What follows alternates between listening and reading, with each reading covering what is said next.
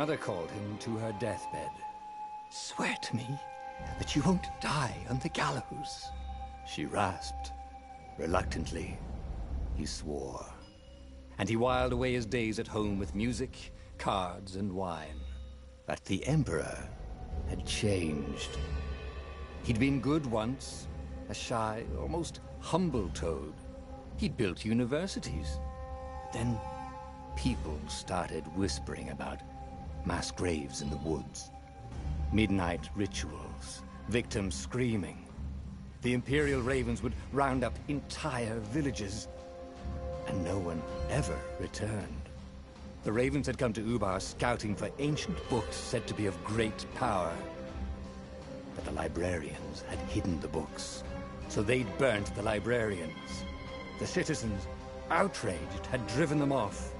The Ravens had come back with dropships. The kid had fled with one of those books. He was brave and dumb and wanted to join the rebellion. And Bernardo had promised his mother he'd protect him.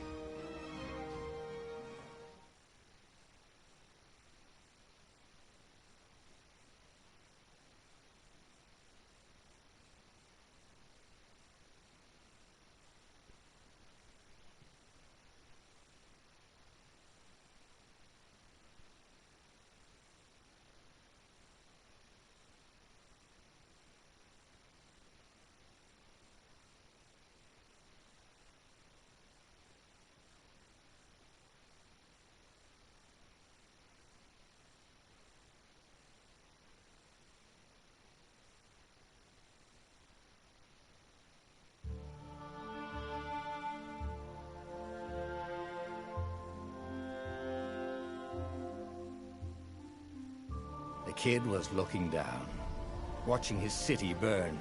"Sorry, kid," Bernardo told the kid. "Look, if we give them the book, they'll leave you alone." "My mother died for this book!" "I promised her I'd protect you." "Oh, damn it." The kid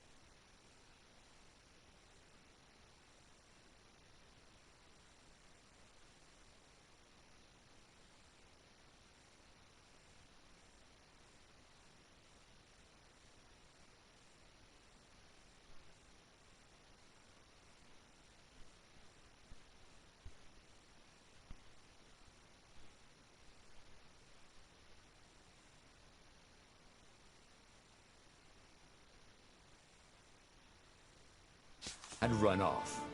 With the book, of course. So Reynardo had to run after him.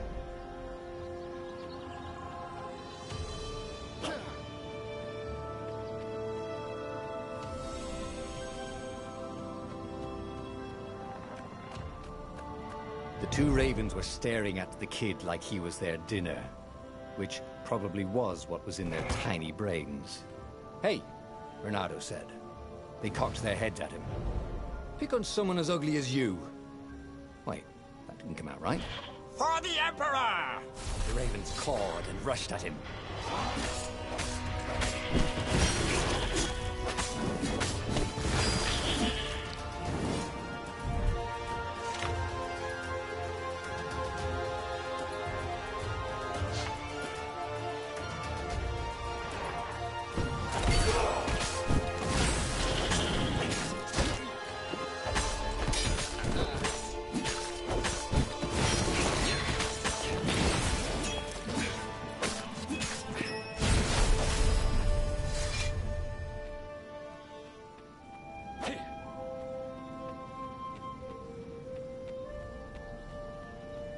A dropship flew overhead.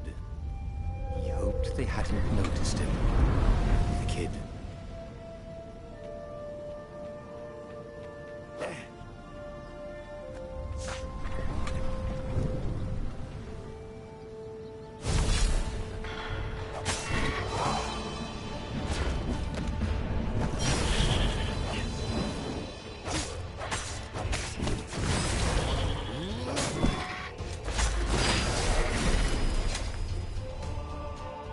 Oh, right. The Gate of Heroes. Someone's idea of a joke, making the Skyship Docks a gated community. You needed a hero's sword to open it. And the kid was on the other side of the gate. Who let you through? Promise me you'll take the book to the rebels. Or I'm gonna steal your ship. I'm not taking that damn book anywhere. And neither are you. Try and stop me, laughed the kid. I bet you don't even have a hero sword. And with that, the kid hopped away. Had to hand it to the kid. He was an idiot, but he had guts. Where was Reynardo going to get a hero sword?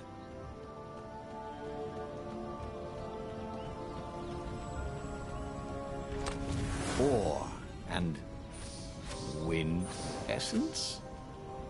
That sounds about right. I'll need a workshop, though. Perfect.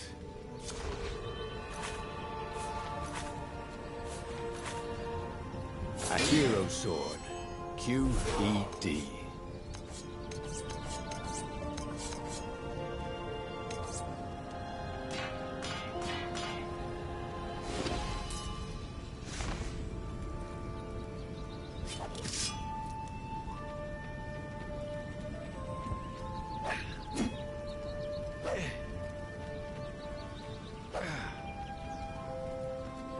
This is what he got for settling down and finding people to care about. The kid's mum had been a swell cook, and she'd laughed at Reynardo's jokes, even when he didn't know he'd made one. And the ravens had come to burn her. And she'd made him promise to protect the kid. But she never told him where the book was. Just the kid.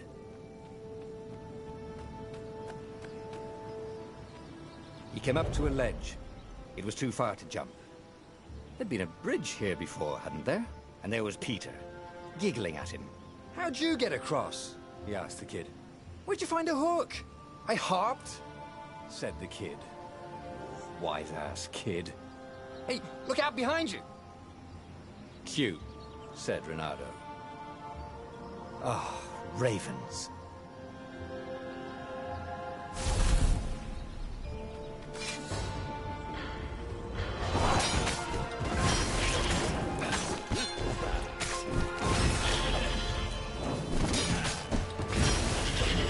It was time to talk some sense into the kid. Just hook his way across the ledge and chase the kid down. Thing was, he hadn't used his hook since he'd retired. He'd done it. Maybe if he meditated at that altar there, he'd remember his old skills.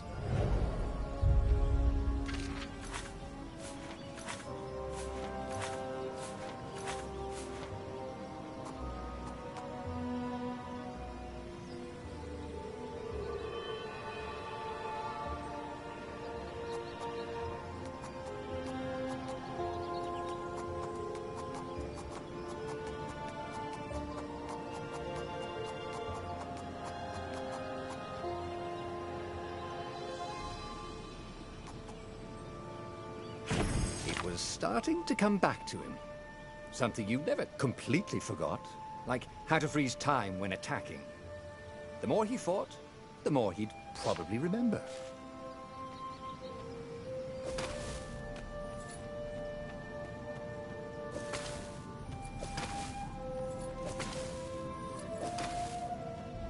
And there was the Farfarer. She was the fastest ship he'd ever known. She could do the Kessel Run in 12 furlongs. Well, so the salesman had told him. And something told him the kid was about to walk into an ambush. "Stop!" he shouted. "I'm not giving you the book!"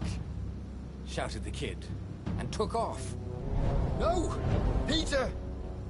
But the kid ran for it, and a goggler nailed him with its eyebeam.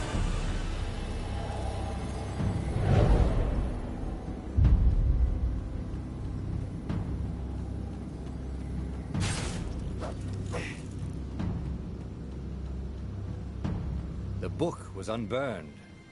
Next to it were the buckles from the kid's shoes, and a kid-sized pile of ashes.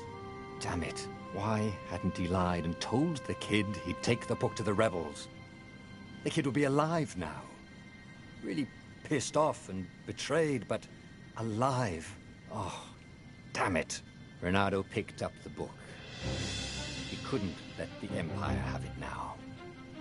He was going to have to get it out of there. He'd be a wanted man. Probably have to join the rebellion just to have a place to dock. Well, he'd hated home life anyway.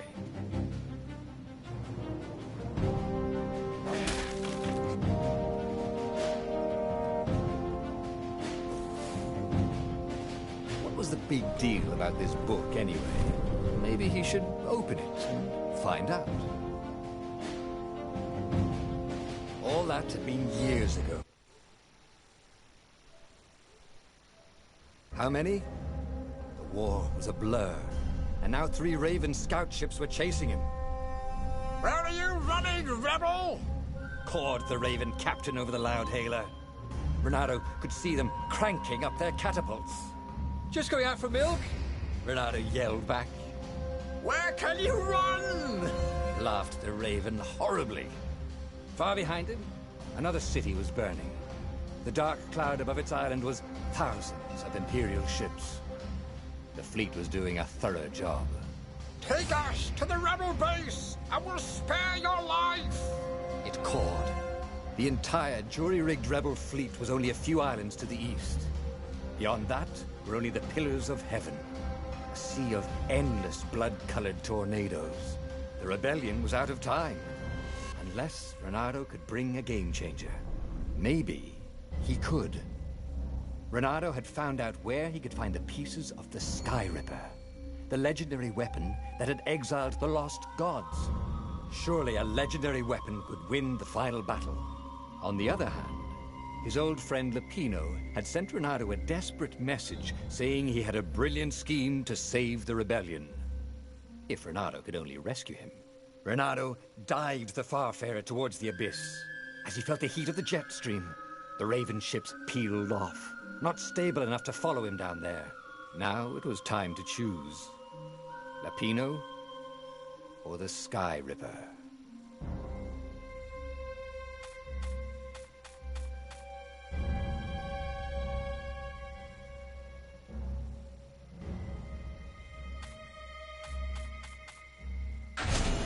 Every child knew about the Sky Ripper.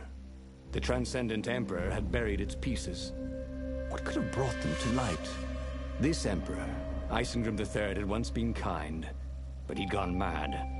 And now he was conducting secret, obscene rituals to bring back the lost gods. Had he, somehow, summoned the long-lost components of the legendary weapon out of the deep places of the Earth? It was more than Reynardo could fathom. But if he could find a legendary weapon, he would use it.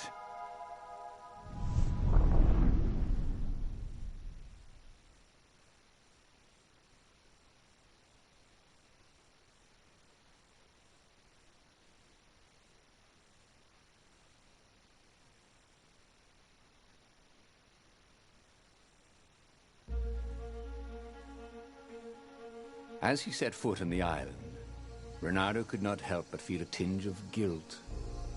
He'd left Lupino behind. He hoped the Mad Rabbit had somehow escaped the Ravens.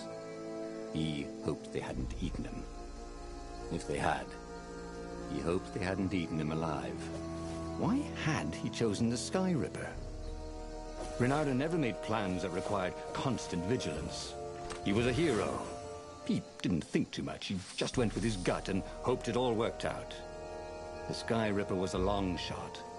He'd have to devote himself to it. No side journeys, no rescuing old friends. That was against his nature.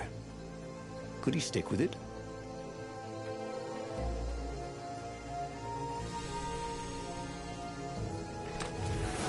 Once, Reynardo had opened a chest, and a Jack-in-the-Box jumped out.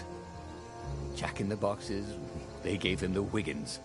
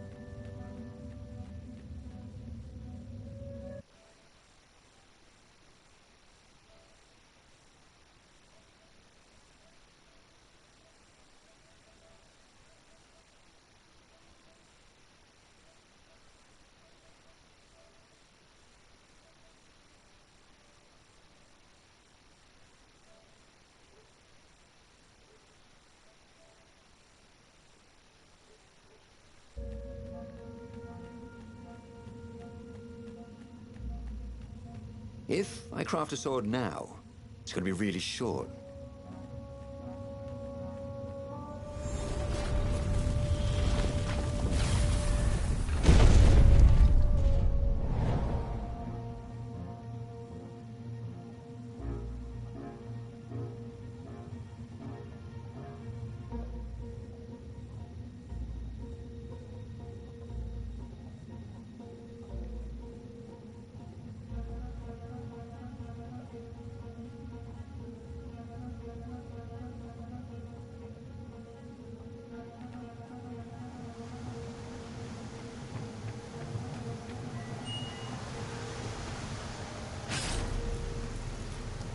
Reynardo hated gogglers, but it freaked him out to cut them.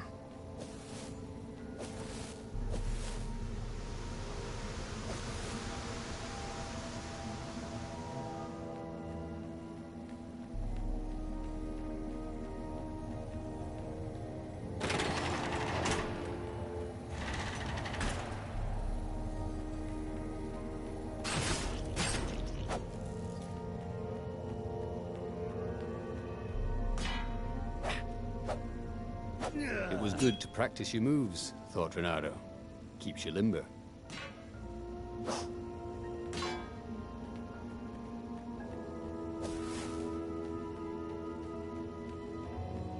The people who had built this castle, did they even know what monstrous weapon lay hidden within their walls? The Sky Ripper could destroy anything it touched, or so the legend said. As the Transcendent Emperor had fought the Lost Gods, thousands had died. But Reynardo had been through wars. The only merciful war was a short one. Reynardo's blood was up. He just needed to smash something.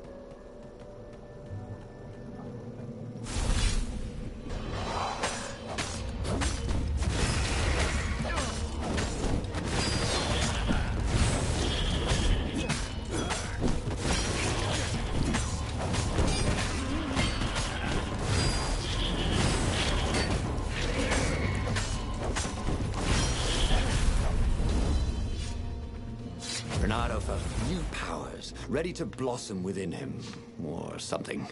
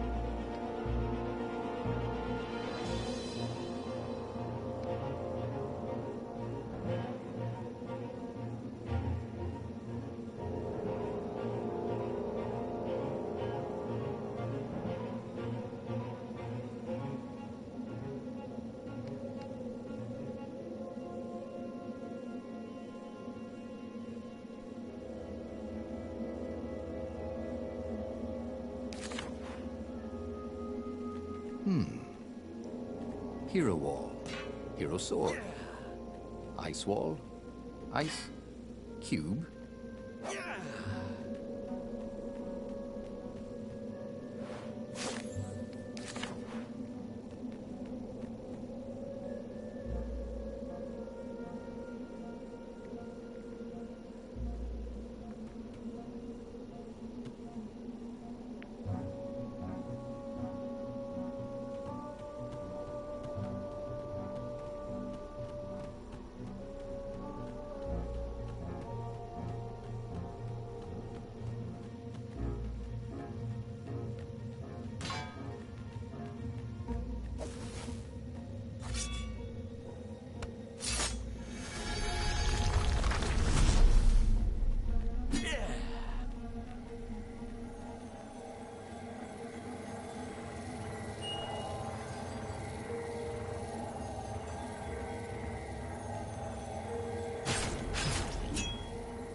These things really slice like ham.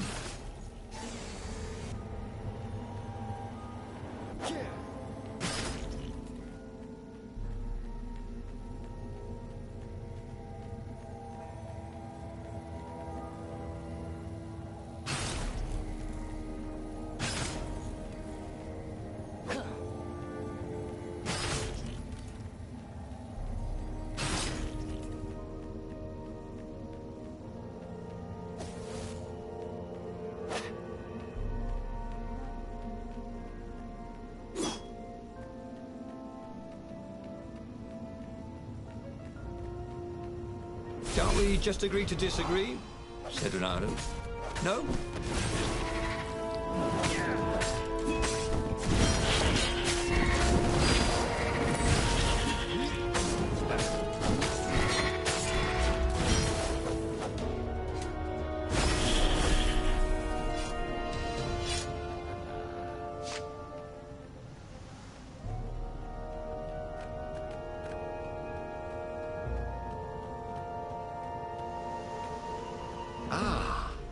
Puzzle. Renato loved puzzles, except that he couldn't figure them out. On the other hand, if there was a puzzle, it was probably meant to keep people away from something good.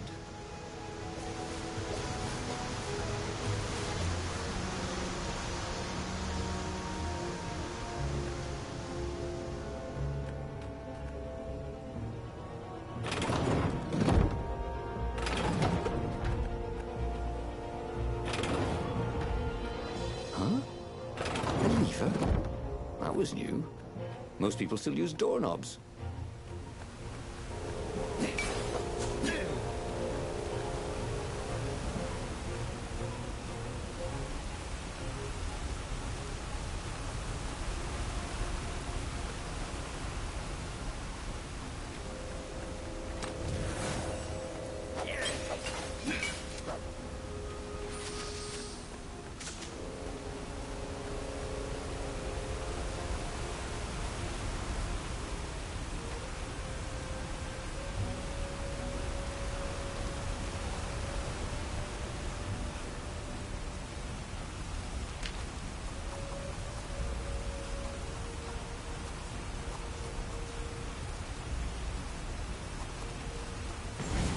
Starting to come back to him. Something you never completely forgot, like how to freeze time when attacking. The more he fought, the more he'd probably remember.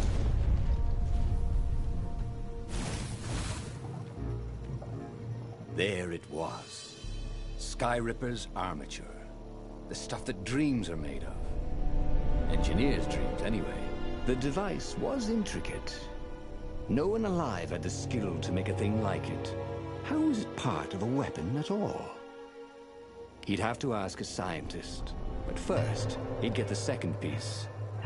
Skyripper had a heart, a core that had come to rest on the next island.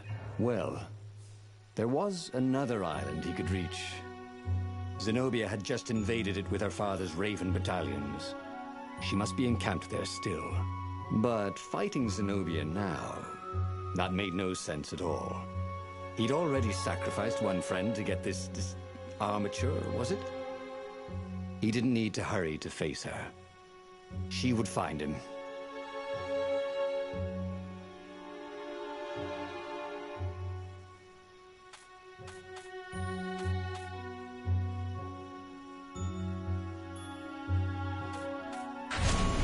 It was a no-brainer. He'd sacrificed his old friend Lapino to get the armature. And the armature was useless by itself, only a series of coils and wheels. War demanded sacrifices, and he would make more before the end. He would have to choose the greatest good, no matter how much it cost him. Zenobia. Well, he would see her sooner or later, across a battlefield or a sword's point before all this was over. He was sure of that. The power was in the core. Obviously, he had to get the core.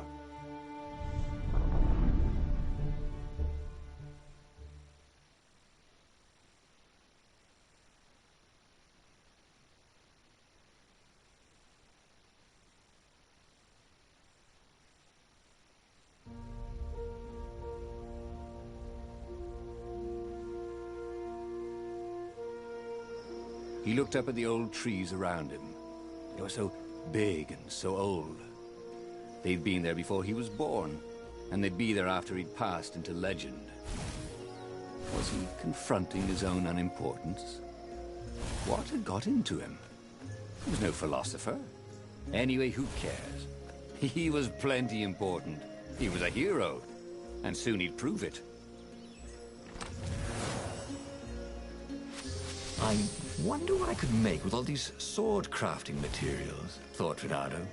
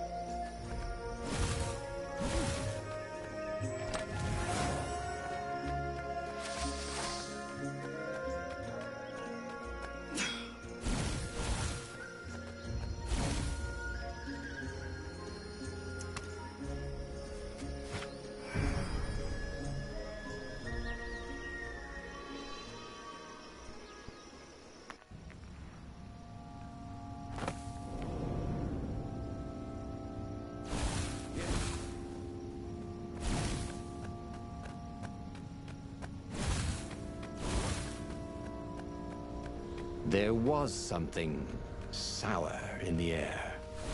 like the earth had ruptured over something that had been fermenting for a very long time.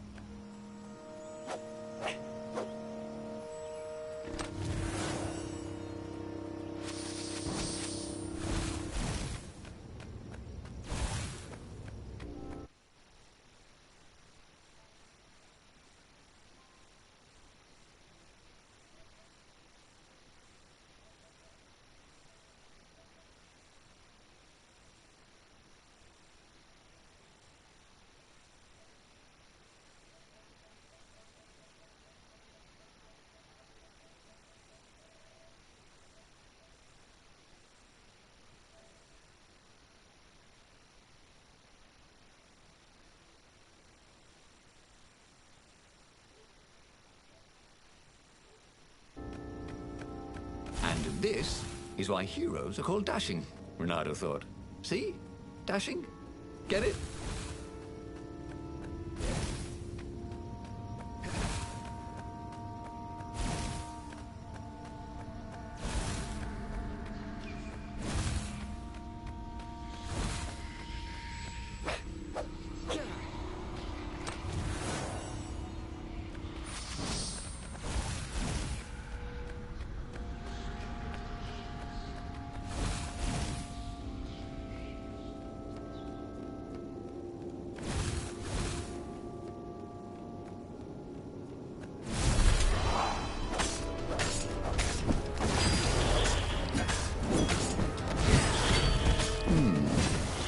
Where did that go to?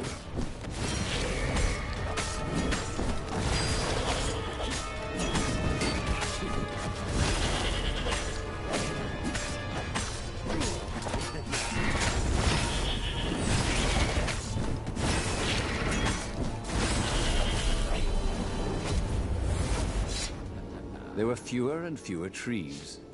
There were only these huge crystalline growths. Had those been here before? He no longer heard birds except for the feverish cawing of the ravens when they attacked. He couldn't smell the small animals of the forest, the mice and rabbits. Where had they gone? And he was getting hungry too. This was an unhealthy place to be.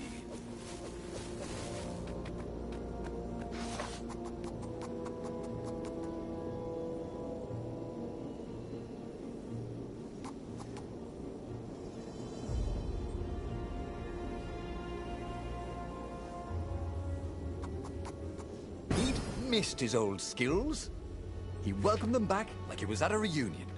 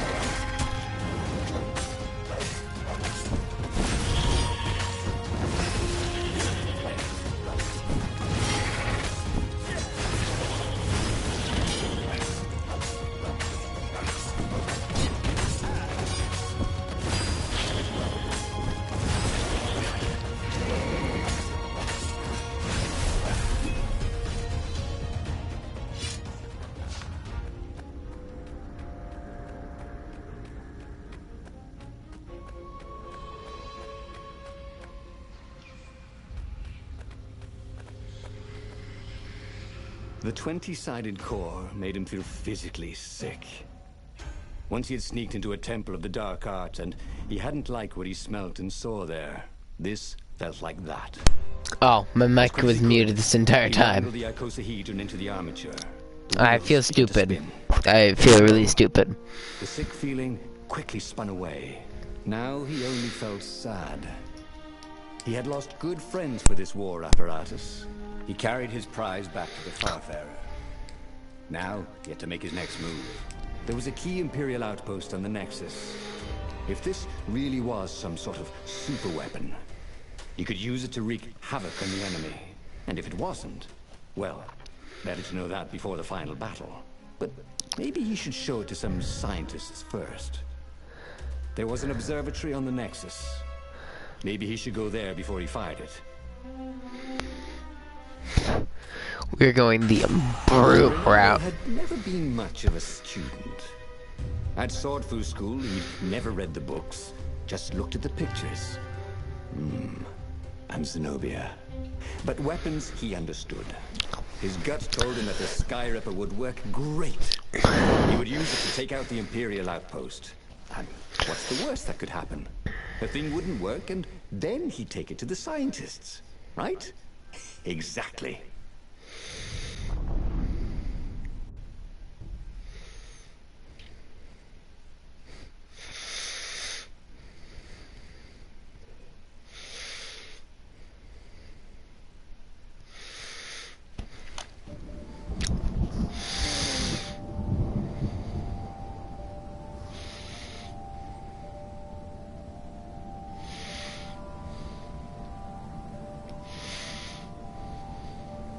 As he set out down the path, Renato wondered why the parts of the Sky Ripper had only surfaced now, thousands of years after the Transcendent Emperor had discarded it. This Emperor, Isengrim III, had performed terrible, bloodthirsty rituals to invoke the lost gods. Perhaps that was bringing up lost artifacts. How perfect, then, that the Sky Ripper would reappear to be his destruction. Have you ever felt you were just going round in circles? Renato felt like that.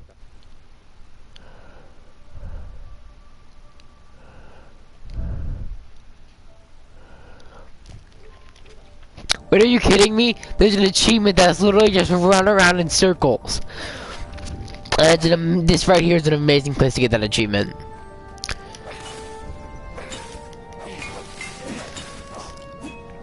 Also, one of the other achievements is to destroy a bunch of inanimate objects. So, yeah, destroy a bunch of inanimate objects while you have the chance.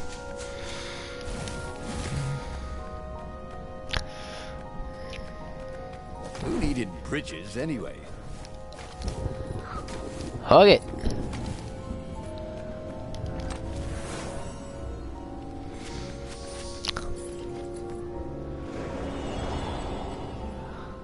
Although one thing I am kind of worried about is I didn't see a single crafting table in the last level, which frightens me that maybe there isn't one, that maybe you don't find them with the one I'm doing. And I'm like stuck doing a brute force. Mother wasn't watching.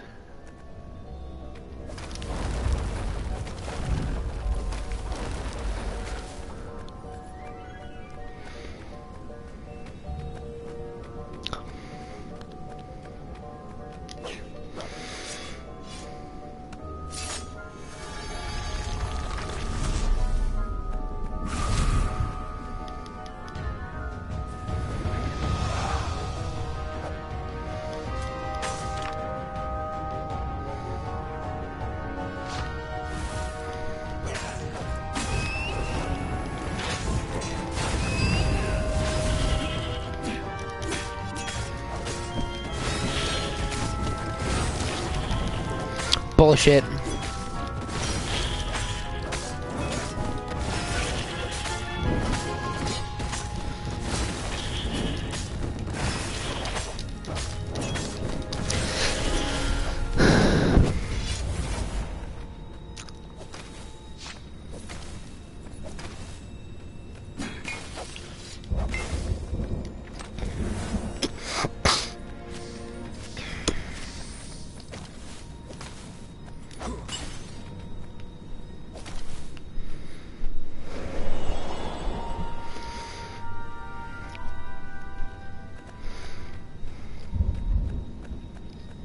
He was tired of slaughtering ravens.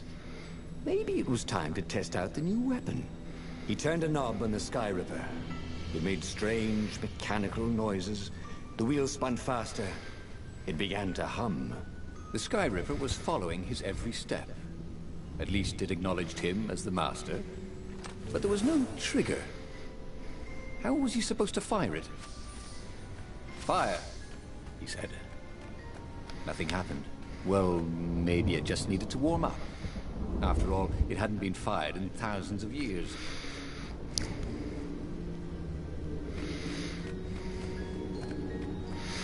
Another good place to get that roundabout achievement.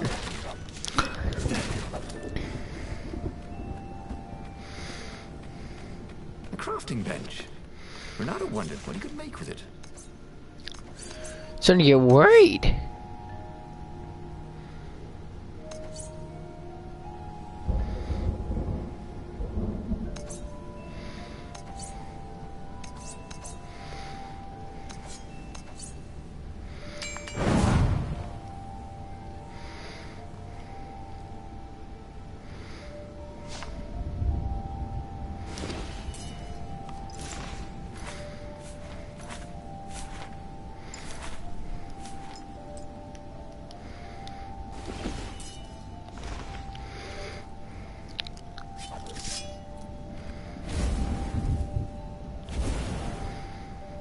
Probably shouldn't be doing that.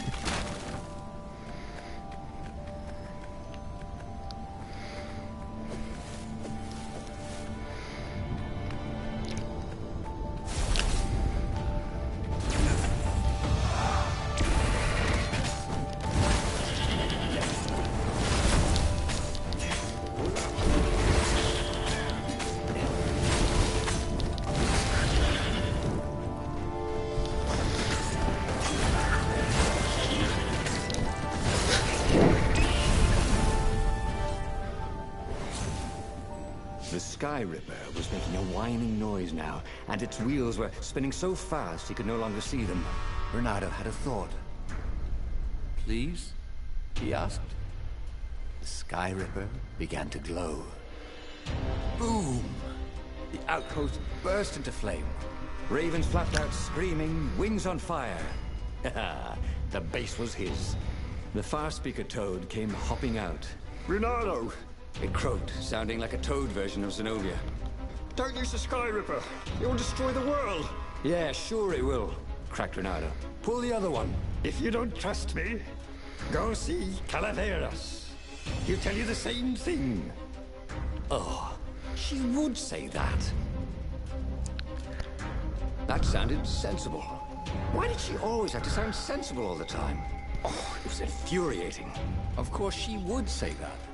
He was supposed to hurry and bring the Sky Ripper to the Council so the rebels could actually win the war. But what if she was right? Damn it. I'm playing bottom route. Just this once, he would not let Zenobia get into his head with her logic and her wisdom and her appeals to reason. He was a fox. He'd go with his instincts, and it would all work out like it always did. Oh, he was sounding like a reckless idiot, even to himself. But if there was one thing Renato could never bring himself to do, it was turn back on a decision he'd made.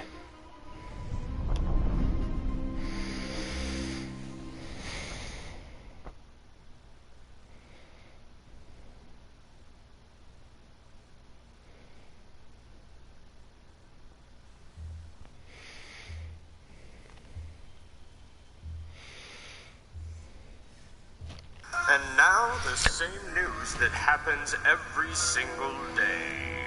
In the Third World War was an earthquake. Thousands died when the earth Imperial shakes. Storms in Oklahoma are out of control.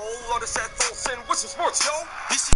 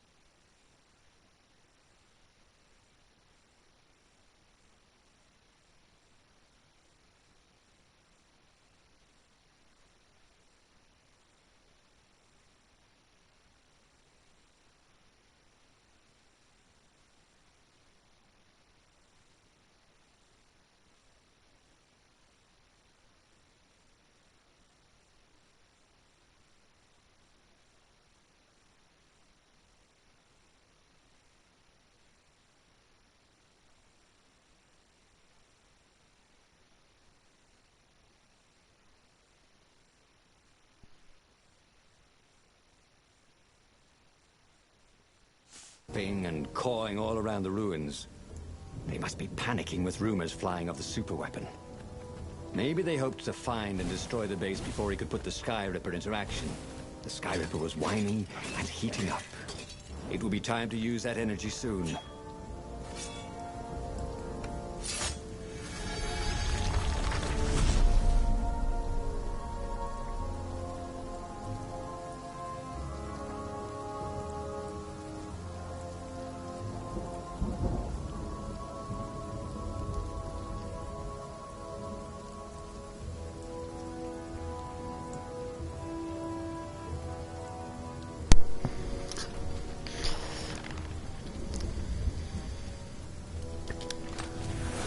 This chest was filled with old concert t-shirts. And something useful.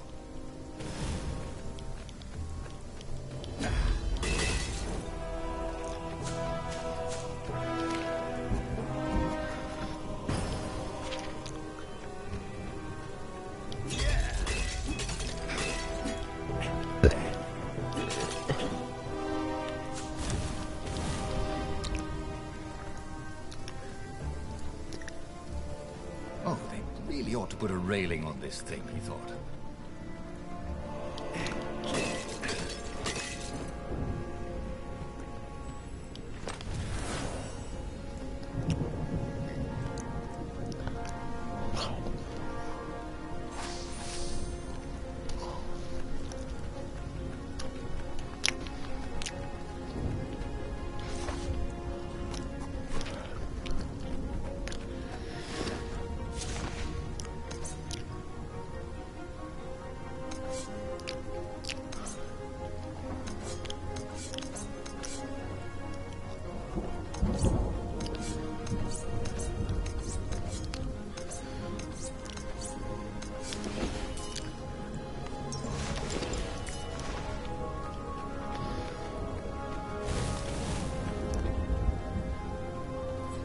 What else could you hook?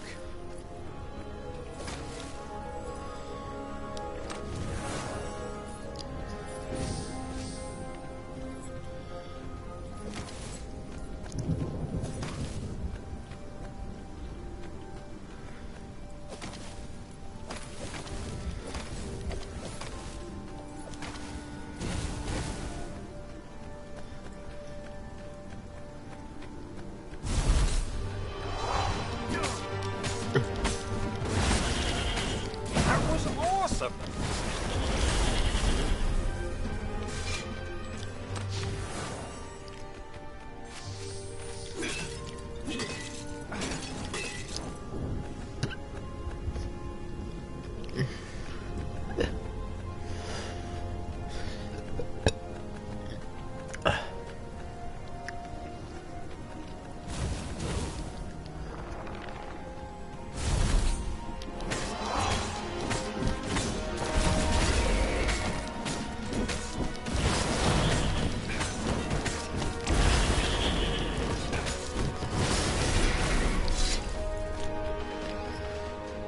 What was Zenobia talking about? This was a fantastic weapon. Ravens burst into flames with just a touch of its killer beam. He was tempted to leave it on all the time, but he didn't want to accidentally slice off some council toad's head or tongue.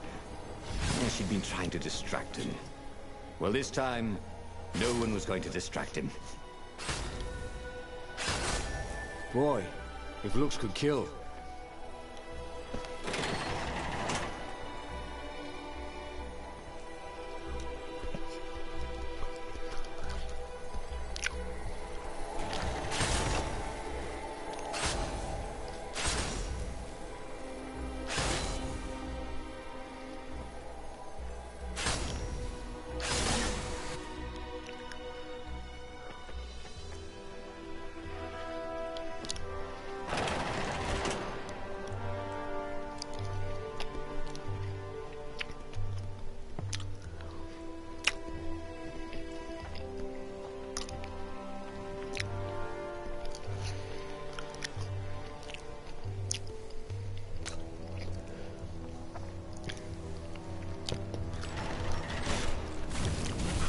Long stairs.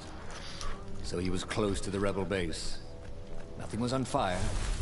So far, so good.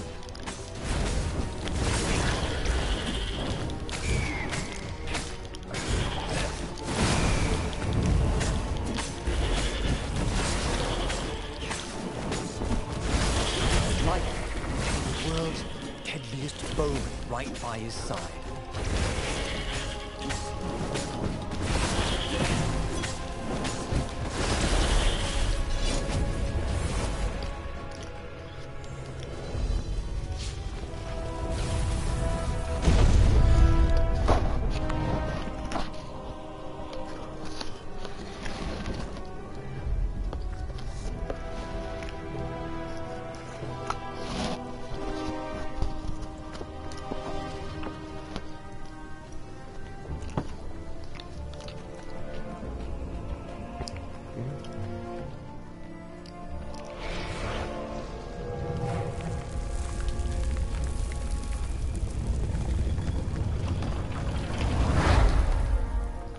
As he headed towards the council chamber, Bernardo felt everyone watching him. You've saved the rebellion, said the council speaker. Frankly, we were afraid you'd turn aside to save that idiot Lapino. If you never make sacrifices, he said, you're probably not doing the right thing. The speaker nodded. Are you ready to lead the charge? Let's roll, he said, with grim satisfaction. Bernardo set sail for the fleet. The Sky Ripper had lost its wine. It was humming now, as if it had taken some time to seat properly. He had always been irresponsible. This time, he'd done the right thing, made the hard decisions. He was a real hero. He hadn't let himself be distracted by old friends or old lovers turned enemies. Finally, he could be proud of himself. No! No! No! Lay on your back! Lay on your back! Lay on your back! Lay on your back so I can rub your belly. Rub your belly. Yeah, you like that. Yeah, you like me rubbing your belly. Huh? Yeah, that's why I want you to rub your belly. That's why I want you to lay on your back so I can rub your belly. Rub, rub, rub, rub, rub, rub, rub your belly. He was ready. So was Sky Ripper. The Sky Yes, Ripper had a will we of its can. own. It picked out its own targets and set them on fire. This was going to be a short battle. He would set the ships on fire if he didn't need them to get to the Emperor. And he wondered if he'd see Zenobia, or if she'd flee. Wouldn't she be proud of him? At least, a bit of respect. He'd become an all-conquering hero. She's gonna be disappointed that we didn't listen.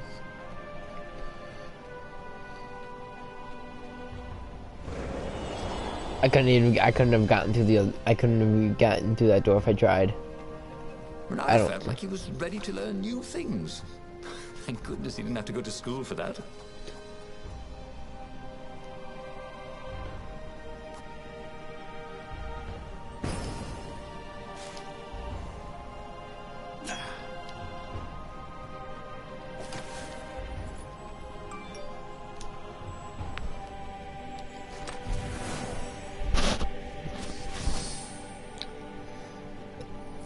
Of course it's fire essence, why wouldn't it be fire? Heavily guarded. It must go someplace they really didn't want it to go. I could do that, I didn't even know I could do that.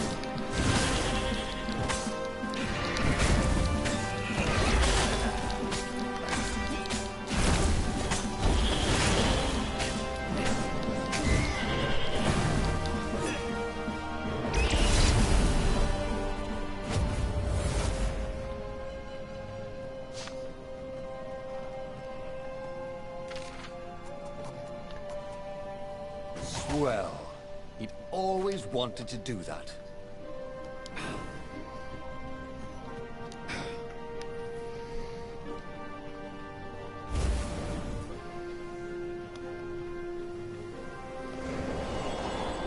Oh. Took the game a little time to spawn it all in.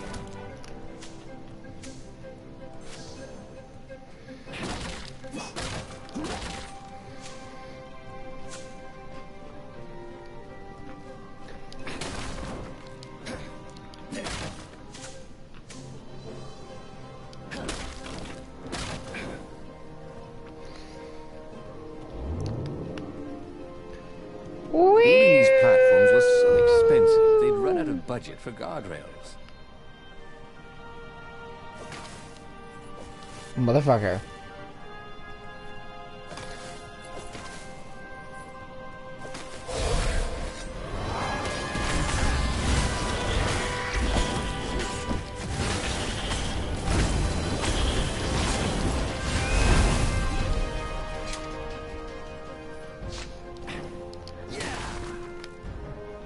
You have to destroy all the inanimate objects.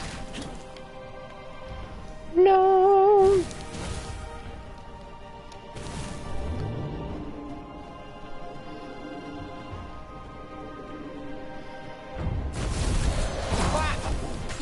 He didn't even need to aim it.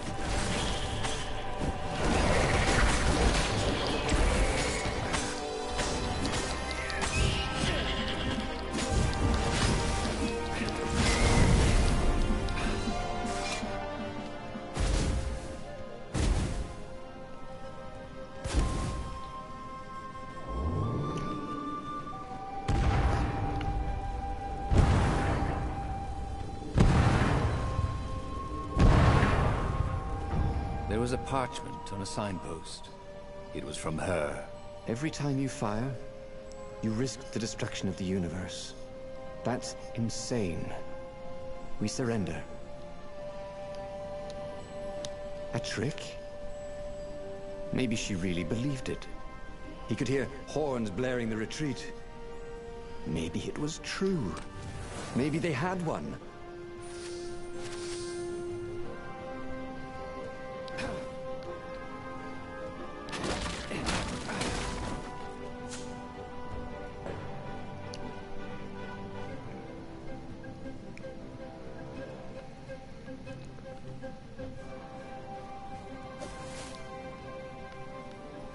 I'm gonna have to pull myself over under there. Aren't I?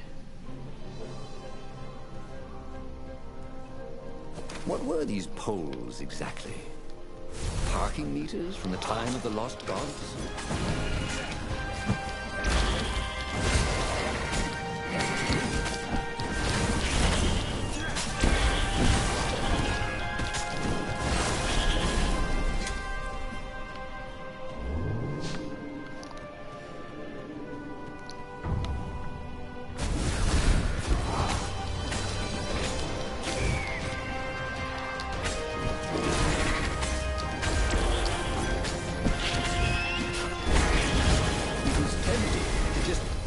On the device and let it do all the killing for him.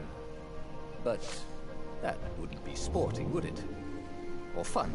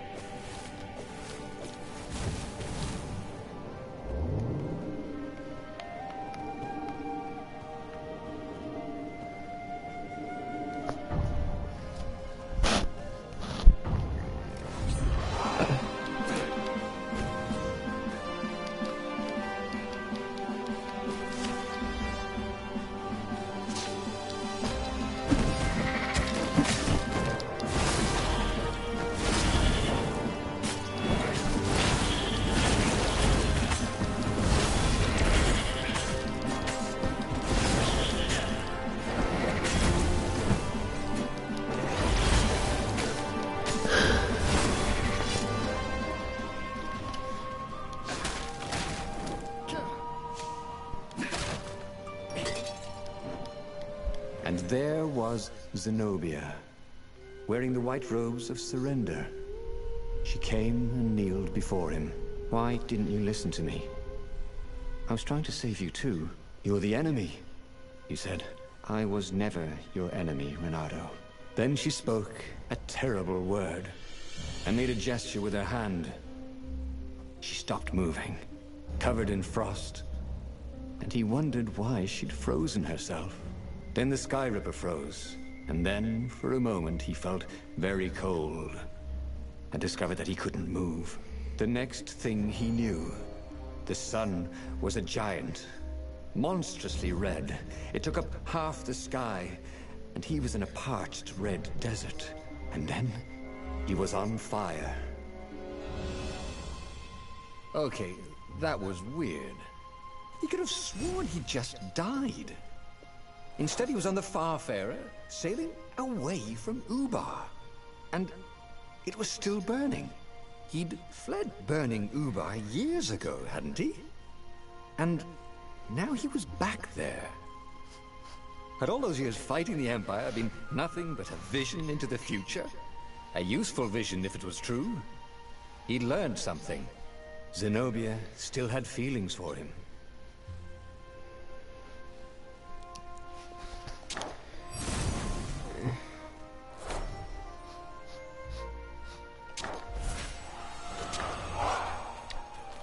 Oh!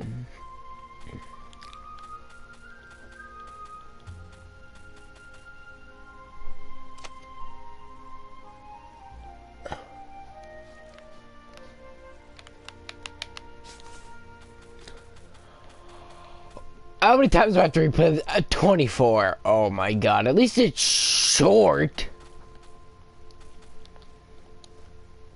He made bad choices. But now, when the real battle came, he wouldn't make those choices. He wouldn't make the same mistake twice. The book's pages began to flip backwards, towards the beginning. And he realized that his adventure was just beginning. Yeah, the clouds parted over the Isles of Boreas. It was time to choose. The rebellion was in trouble. Ravens were scouting for the secret rebel base. They needed a game changer. Pieces of the Sky Ripper had surfaced. Or so a scholar in the mountains had told him. Surely the weapon that banished the lost gods could defeat the Emperor. Also, a temple had risen out of empty desert. The Emperor had brought the Sky Ripper pieces up out of ancient burial by his obscene rituals. Could this be where the Iblis stone was hidden? Someone better get it before he does, thought Reynardo. On the other hand, his old friend Lapino needed rescuing. Lapino was no game changer, but could Reynardo really leave an old friend to the Ravens? Alright guys, so looks like we got a new storyline completely available for us. But I need to go to the bathroom real quick. So I'll be right back.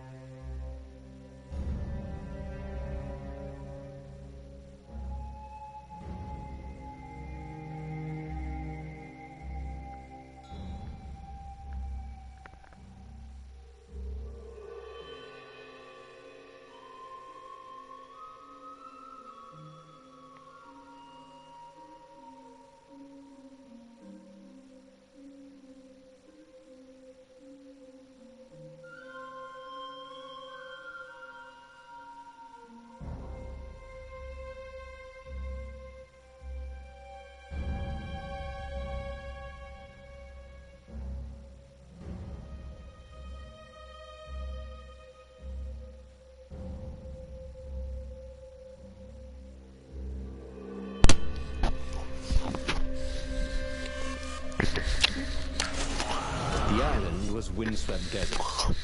No one went there except ostriches and ostrich hunters. The Iblis Stone. It sounded ominous. It sounded powerful.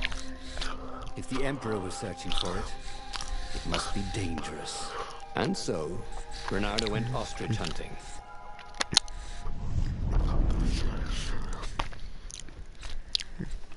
And now I should have all my skills still.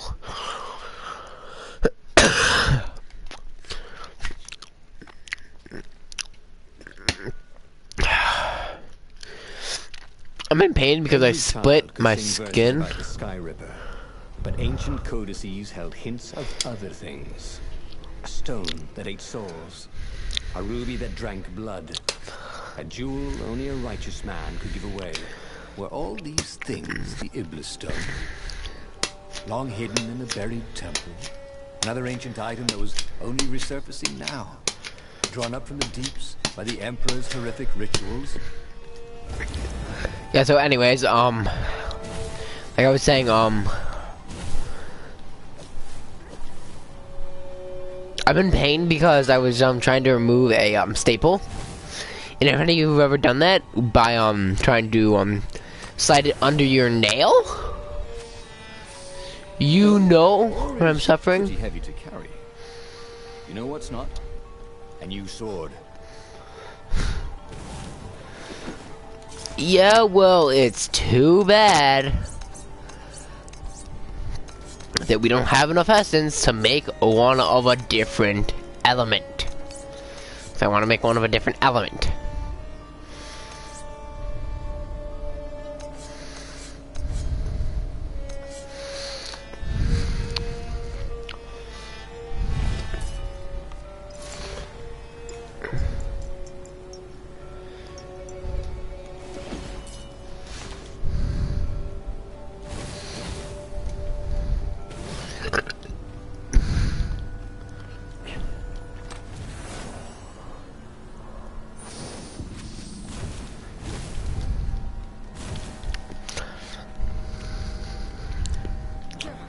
Because I need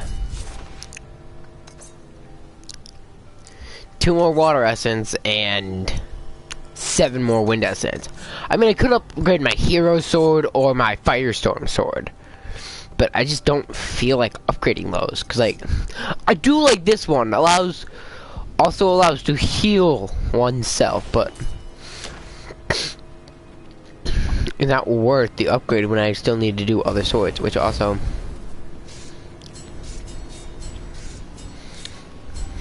I have a hero sword here and my flame sword here. But you guys want to hear?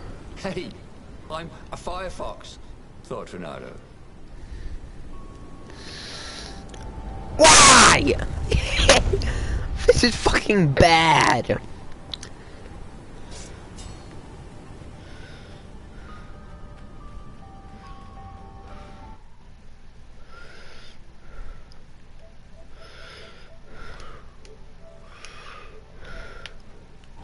Hey about that?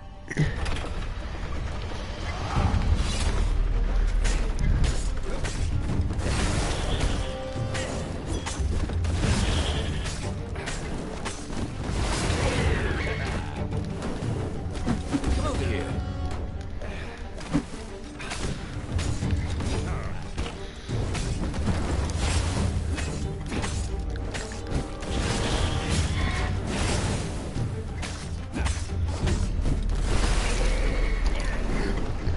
$15. Here, cawing in frustration. They were still searching for a way in. Good. And he hadn't come too late. Thank you. If they didn't want their things broken, they really ought to make them stronger.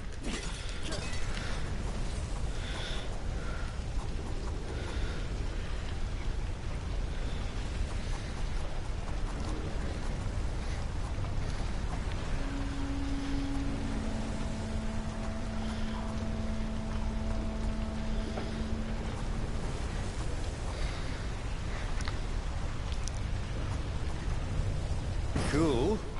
Wish I could do that.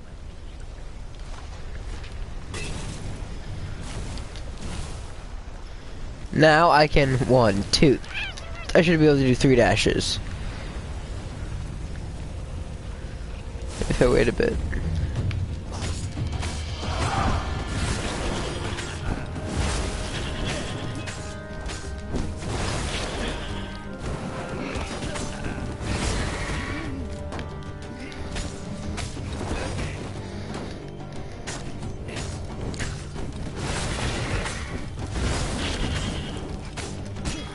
Motherfucker!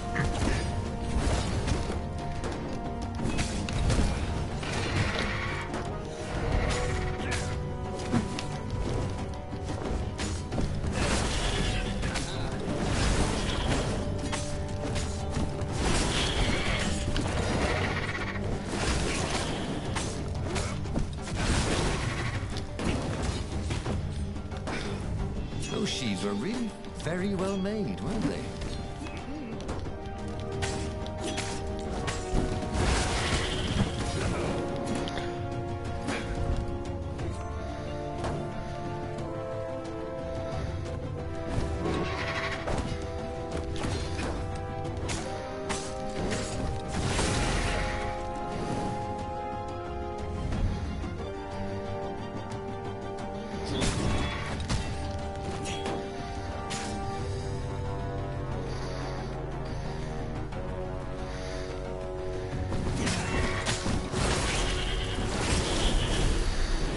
Reynardo was remembering all his old tricks, and some new ones.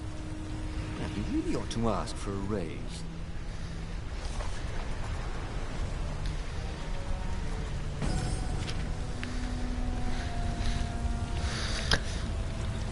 Could use some more health.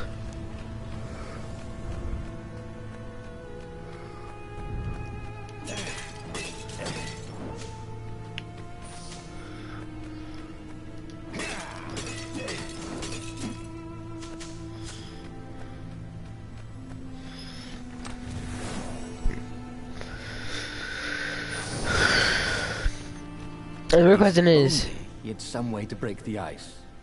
Or convince it he was a friend.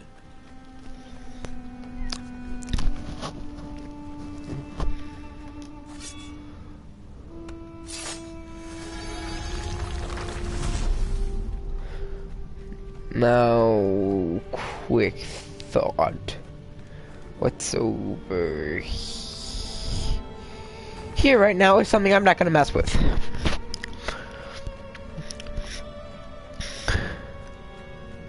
Don't look down, he thought.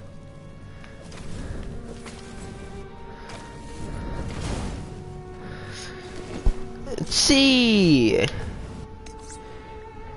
Nope.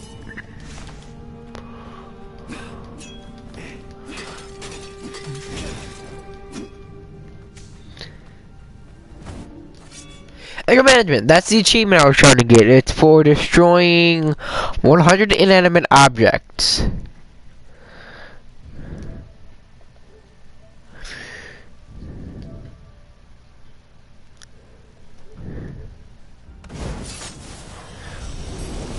And we get rid of that gate, revealing this red chest to us.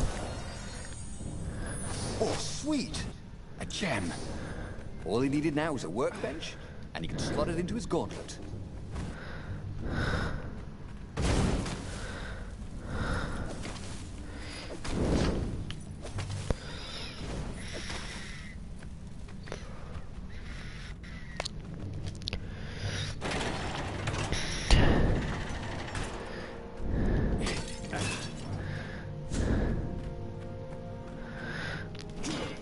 I can't get you because I don't have fucking enough wind essence.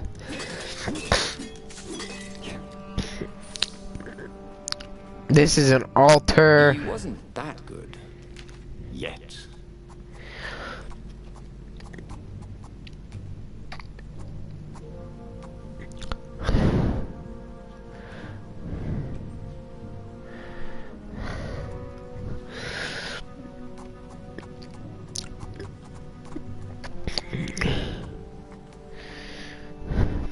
Piss off.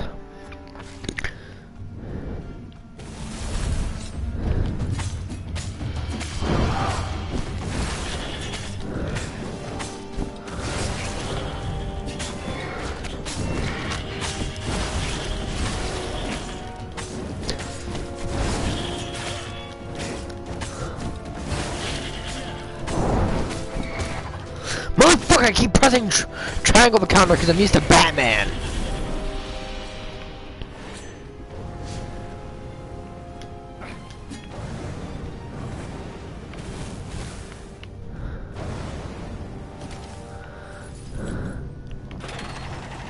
The Ravens at least could not get past this point.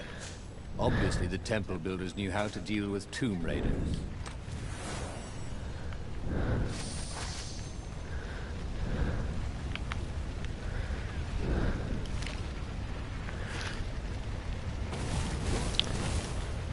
I feel like I can dash 3 times.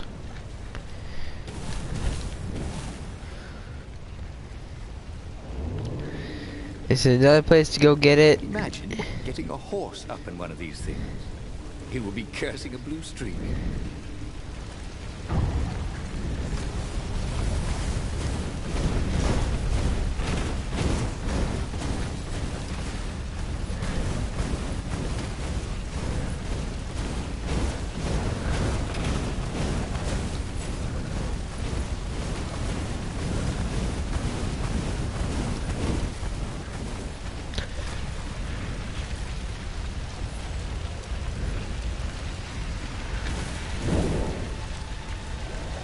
It was a stone of the purest blackness.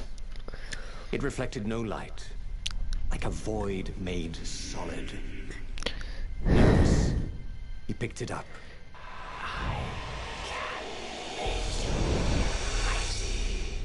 Who said that?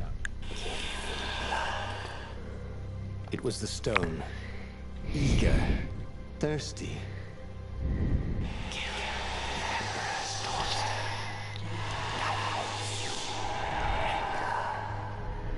That seemed tempting and terribly wrong. Zenobia was the Emperor's greatest general and a potent witch. But they had been close once, and Reynardo wasn't sure he really wanted to be Emperor. Why not capture the core of Skyripper instead? It was the eye of a lost god torn out by the Transcendent Emperor to power his greatest weapon. "Not the core," said the stone anxiously.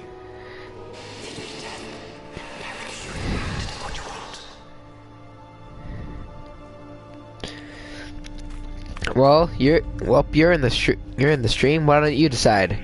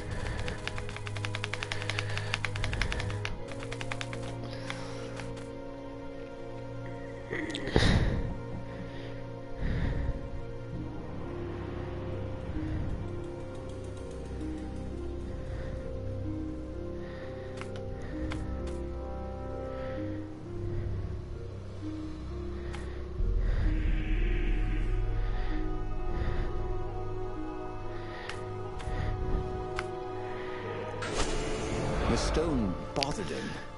He hated being told what to do. Wasn't that why he joined the rebellion? Wasn't that why he'd refused to be a soldier? He'd agreed to come on board only if he could freelance. The stone felt a bit clingy. The sage Calaveras knew where to find the Skyripper, a weapon capable of challenging the gods. Even without its armature, the core would still possess great power. He would go there.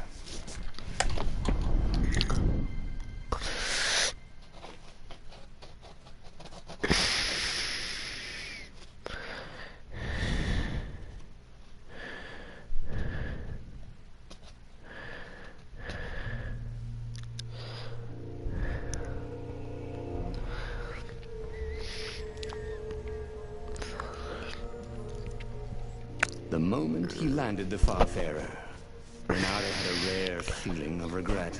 It's not too late, he thought. He could turn around himself for Zenobia's island, he frowned. Wait a minute. He didn't want to kill Zenobia, did he? Sure, technically she was the enemy, but they'd been at Sword Fu school together. They'd never been lovers, but somehow they'd been closer. She'd told him every secret about herself. Except the biggest one. That she was the Emperor's daughter. No. Kill Zenobia, whispered the stone. Before it's too late.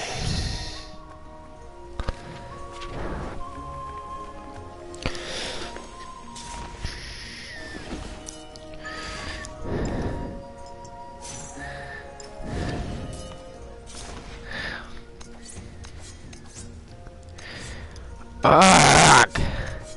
I need more essence!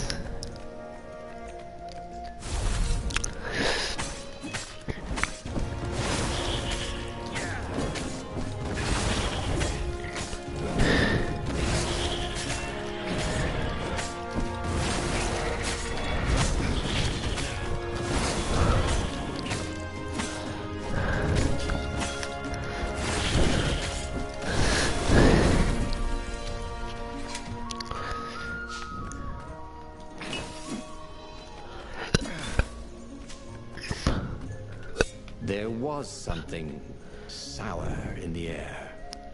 Like the earth had ruptured over something that had been fermenting for a very long time.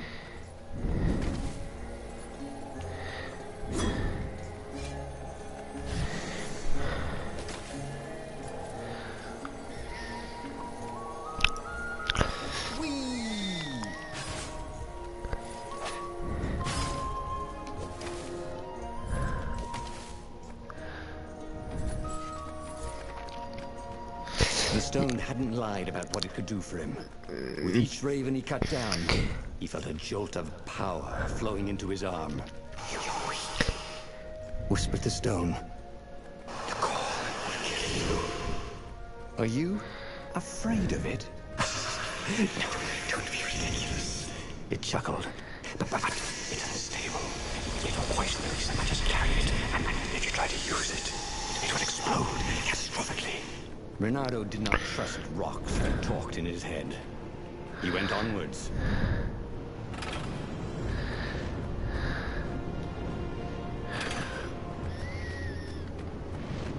This couldn't be good for global warming.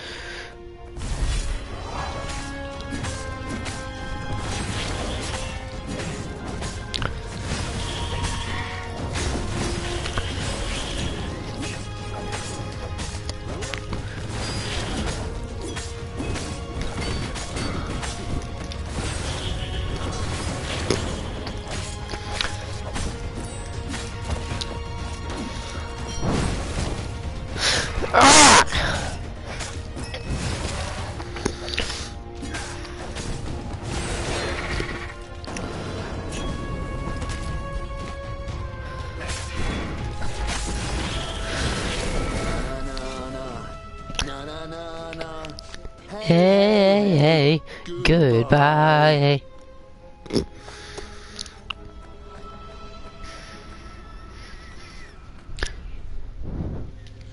As he approached the core, the stone became hysterical. No, it's too much power. We will rip a hole in space and time. He had a sudden vision of plunging his gauntlet into the core and dying in anguish. That wasn't his vision, was it? The stone had sent him its darkest fears, hadn't it? He had a sudden impulse to do exactly that. He raised his right fist and plunged it into the core. There was a rush of light. He thought he could hear the stone screaming. And then he passed out. When Reynardo came to, the core was gone. But the Iblis stone was no longer black, but glowing with a blue light. and it was silent. "I can't hear you," he sang out, and "You?" It didn't answer. "Ha!" he said. He had defeated the demonic gem with the power of his mind. He felt invincible. It was time to attack the Imperial outpost on the Nexus. Take the battle to the enemy. But among the huge crystals, there was also an observatory. A wise man would probably ask the scientists exactly what he had first. How wise was he?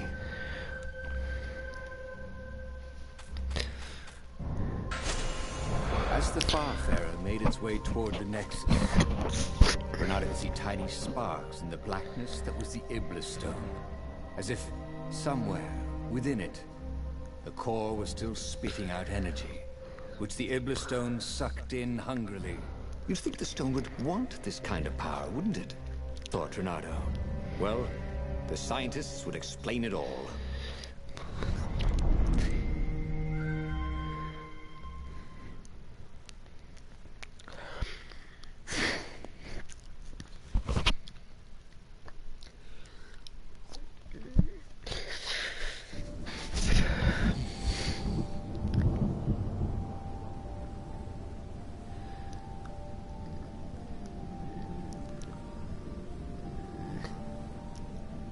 See?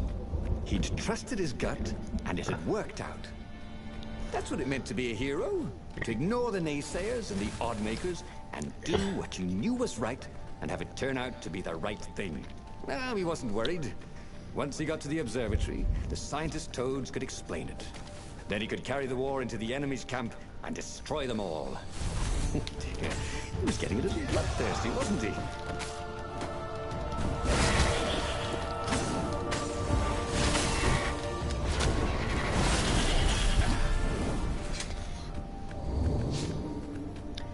That's what you call a little bloodthirsty. Didn't have vertigo.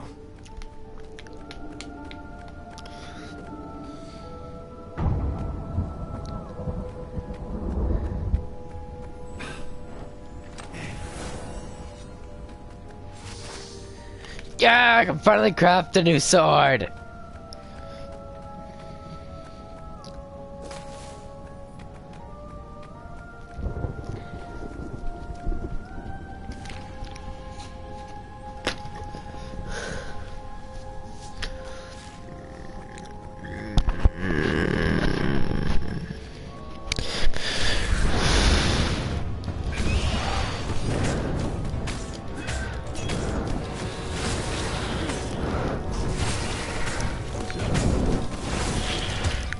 Motherfucker!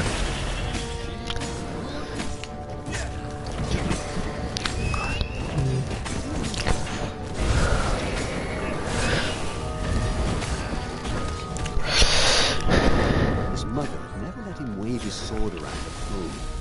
He guessed he was still compensating for that.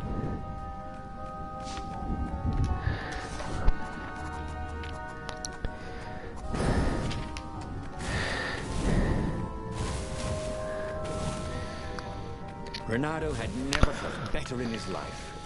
Normally, a battle would wear him down and he would need a night's sleep. Now he felt like he could go all night and all day.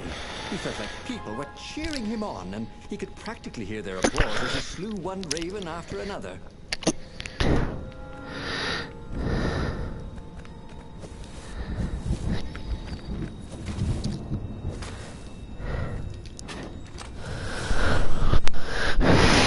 Be enough for a proper sword, he thought. Except it's not. I still need 2 more wind essence to make the sword. I mean, I can upgrade my sword, but I don't want to upgrade my sword. I want to make a new sword. If you wonder why I'm always doing this, this is an achievement. That was an achievement, was to do loops The Iblis for a short Stone amount of time. and the Sky Ripper. 2 artifacts from the time of legends. Renato was becoming a legendary hero, wasn't he? He had enough power to save the rebellion, but he had to understand this power, so he would not misuse it.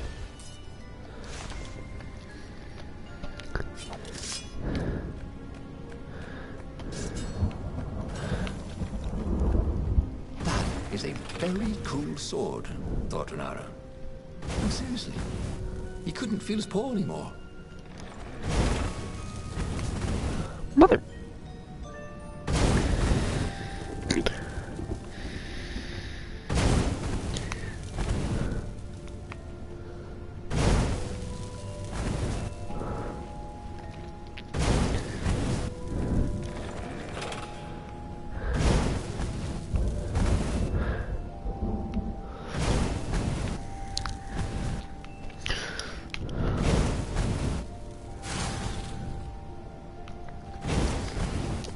Felt like Tarzan.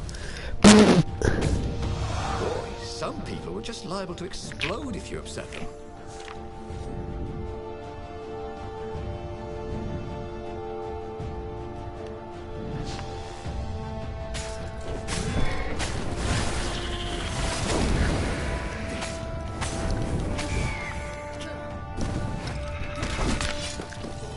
They all came at me in one fucking strike. That's bullshit.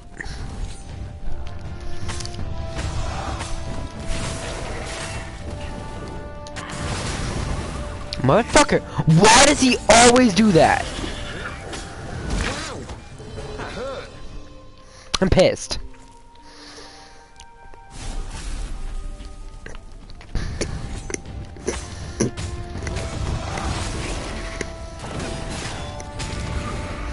Why?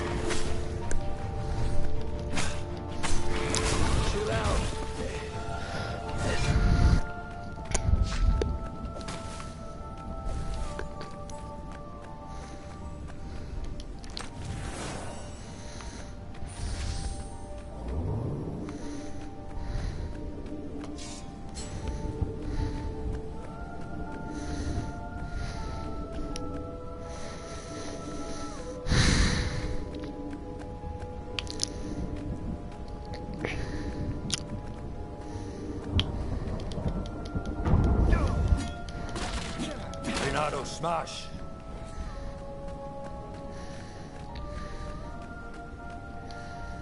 The toads at the observatory measured the stone with their occult devices. I fed it the core of Sky River, explained Renato. No more feed blood and souls. But the core is not an unlimited energy source, said one toad. Another said, there's a feedback loop, you see, which could overload the stone. The stone doesn't actually feed on souls, claimed a third. But on pain of killing another sentient being, if you can truly be at peace with yourself, it would not overload.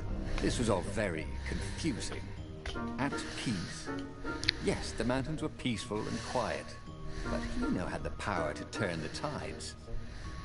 He should report to the Rebellion Council and prepare for the decisive battle.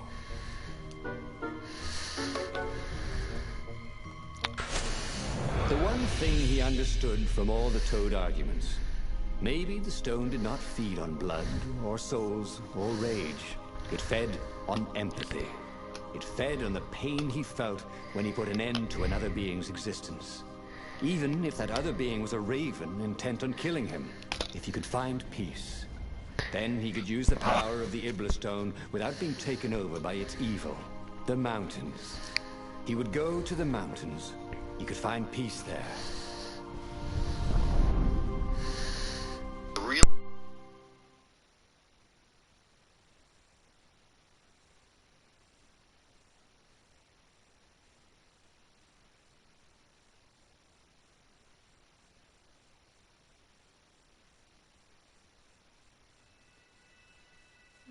Unfortunately, the mountains were not empty. There were ravens everywhere. No matter. He had to fight, yes, but he didn't have to be angry. Parry, dodge, slash, and breathe. Yes, focus on the rhythm, the dance of it, not on the blood or the raven's core as they died. Ah, it was working. He wasn't feeling those dark jolts of eldritch energy.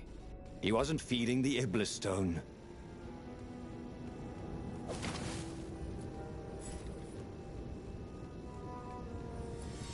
He was sort of yanking his own shape, wasn't he?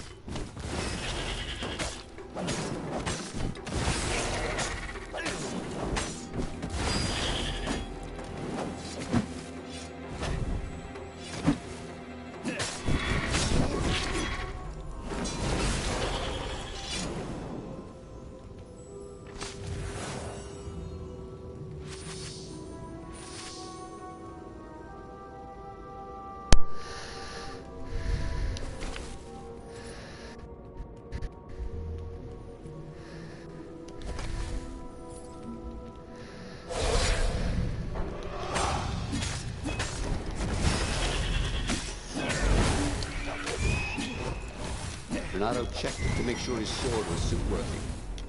Yep.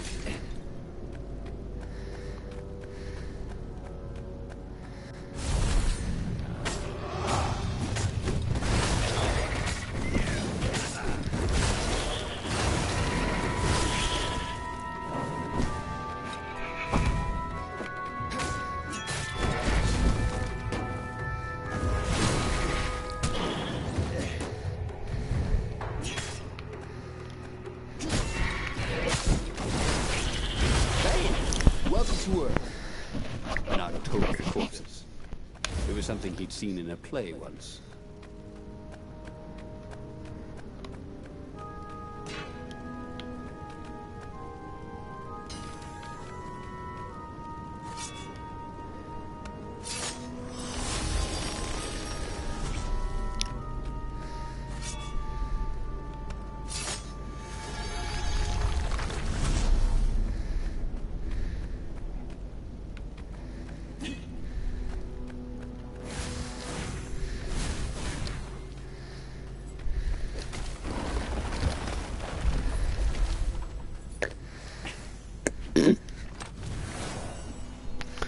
Welcome to Earth, a rock from the sun. Well, they really needed to redecorate anyway.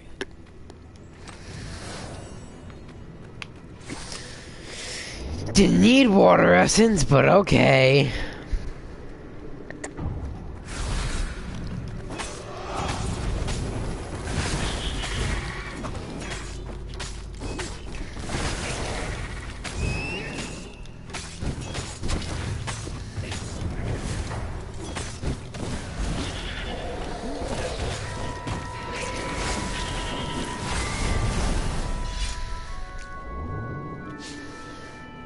The stone was still silent.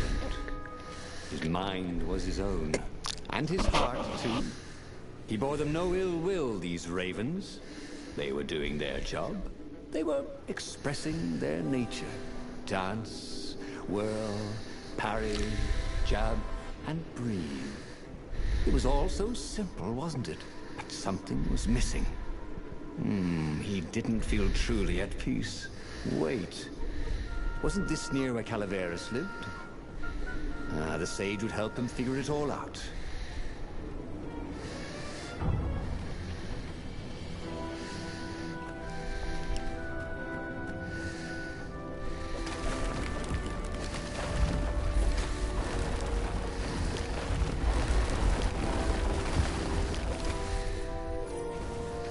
What was the point of this gate? Did they think no one would notice the lever?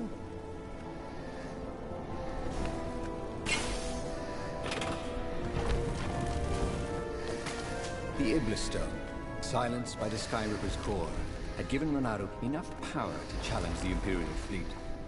But what Renato was seeking was inner peace. The rebellion was on the verge of extinction, but it would have to wait.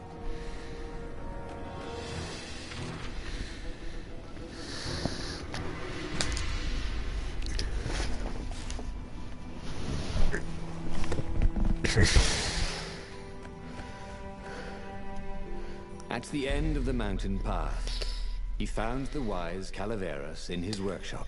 To fix souls or only artifacts? He asked the sage. Does your soul need fixing? Asked the sage. I've been killing a lot of ravens lately, he told the sage. You're a fox, said Calaveras. And to kill birds is part of your nature. You should take joy in it. I mean, I might as well worry about eating flies. Would you like a fly? It was true. That's what he had forgotten. The joy. Now he was ready for the final battle. The Farfarer cut through the clouds. The air had never felt so sweet since he was a child. There it was. The dreaded Imperial fleet. He could smell wet hemp roads ahead, wood and tar, and ravens. Even the fleet smelled good, somehow. He was ready. He was ready.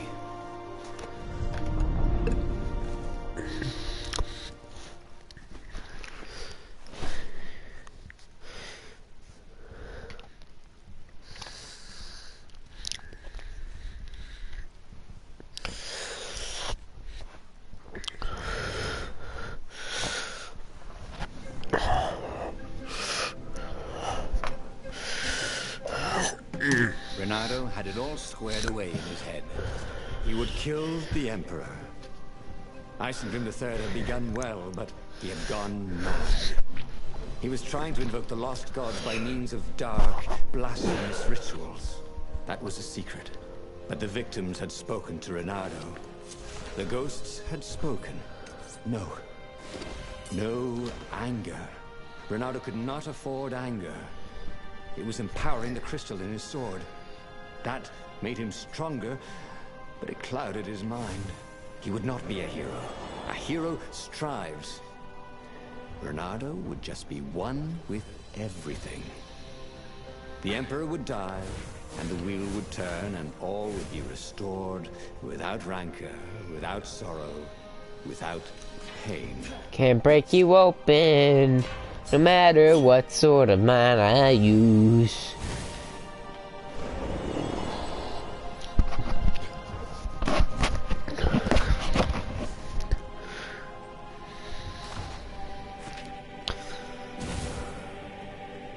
He'd once met a pirate captain. He used hooks to get around his ship. What was his name again? Was it Captain Hook?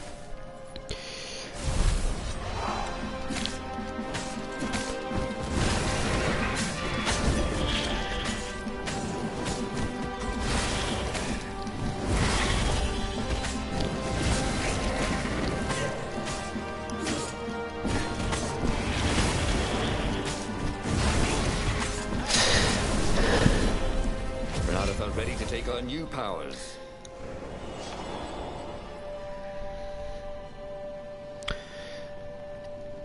Honestly, takes the ship a little bit to load in.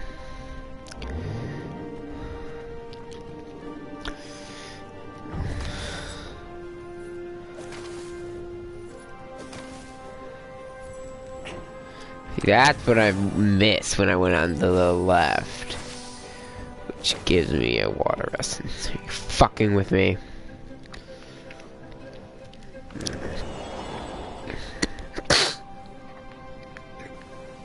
Oh, where am I?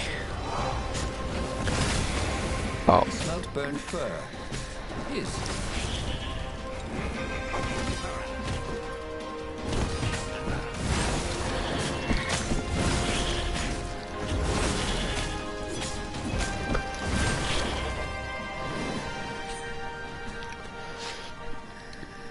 And I can't continue any further. Let's head back.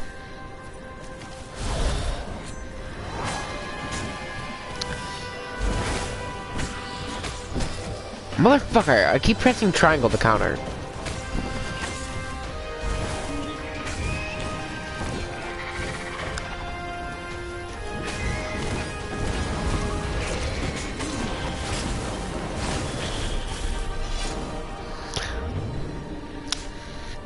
Have you playing Batman games? We press triangle to counter.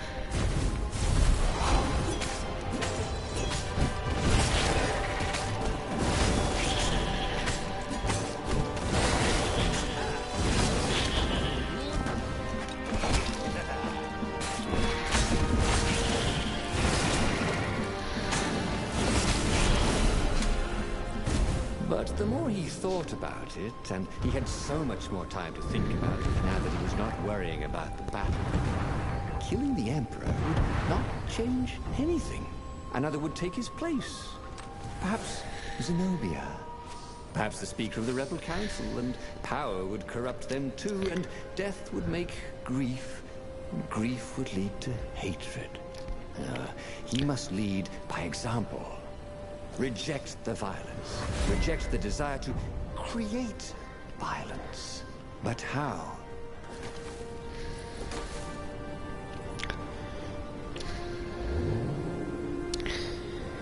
And I believe right here is where the story ended last time. Caught one, Raven. Eat the rebel! Caught another.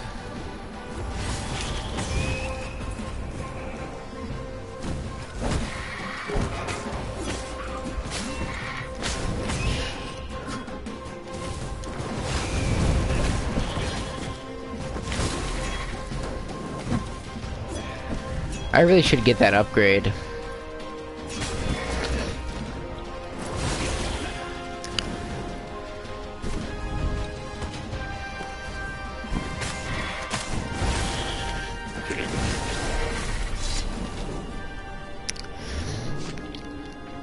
No, I think this is where, yeah, this is where I ended last time.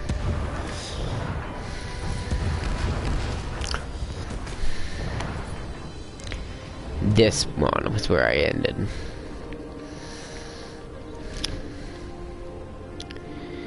They got up here, there's a letter of surrender. No, it wasn't. There, I just couldn't come over here. The Emperor. Funny that this whole war had come about because the Emperor feared death. And now it was coming for him. There was some sort of lesson there, wasn't there?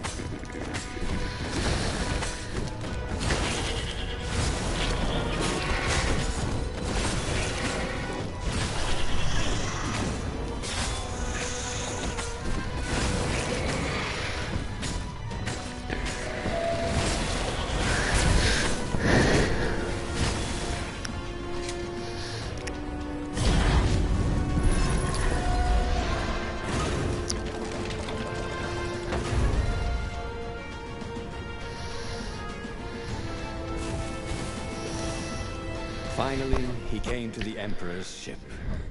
The path behind him was strewn with dead ravens. The path to enlightenment. His mistake, he realized, was trying to change the world. The world would spin and the wheel would revolve whether he strove against it or not. What he had to do was nothing. He had attained enlightenment. He sat down, adopted a full lotus position, and began to meditate. And all around him, the warriors stopped fighting too. They knew. They could feel his enlightenment. They gave up fighting, dropped their weapons, and became his disciples. No, just kidding. The nearest raven stabbed him with a sword and chopped off his head. I might not have thought this through properly. Thought Renado's head as it rolled around the deck and died. Renado stared at the book. He was still alive. Again. and still only flying away from burning Ubar. Had he lived that adventure? Or only dreamt it? Had he really died? It felt so real, not like a dream at all. And he'd lost again. Oh, he hated that. But he had made different choices. And he'd lost in a different way. It was the book, wasn't it? Oracles showed you your destiny. But this was showing him different ways he could die miserably. Thanks a bunch, book, he thought. But these were destinies that he did not have to fulfill. But he'd learned another true thing. The Iblis Stone was evil. It would try to corrupt anyone who used it. Alright, so we have the Iblis Stone ending, the Zenobia ending. We have to get his friend, and I don't know what this is. But that meant there must be a destiny where he survived and won, right? Otherwise, what was the point? And with that, the book's pages fluttered back once more to the beginning, and the clouds parted over the Isles of Boreas. It was No, I can't skip it. time to choose. The rebellion was in trouble. Ravens were scouting for the secret rebel base. They needed a game changer. Pieces of the Sky Ripper had surfaced, or so a scholar in the mountains had told him. Surely the Won't be doing that weapon ending banished again. the lost gods could defeat the Emperor. Also, a temple had risen out of empty desert. The Iblis Stone was hidden there. It was a dangerous artifact. It could corrupt its user into a bloodthirsty monster. Maybe he could find a way to use it, to take its power without surrendering to its wickedness. On the other hand, his old friend Lapino needed rescuing. Oh wait! Lapino was no game changer, but could Renato really leave an old friend to the Ravens?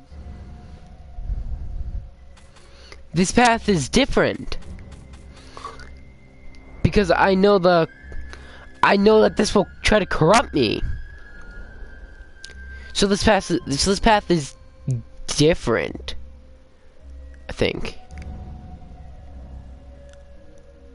I don't know. We'll play for that one later, but right now, we're gonna do Lapino, because it's the only one on the main page that I haven't done. Ah, Lapino. Apparently, the Mad Rabbit had sold a Pegasus that he did not exactly own. Lapino always wiggled out of trouble, given time. But he was out of time. The Ravens had figured out that Lapino was a rebel spy. If the fleet reached him first, they'd string him up for that.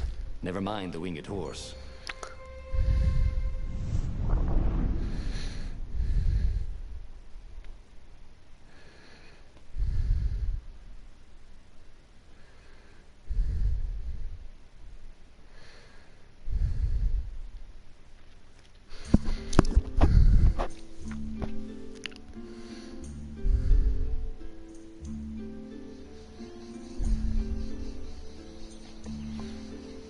Lapino had apparently managed to confuse the judge by arguing that he hadn't actually stolen a winged horse. He'd only sold it.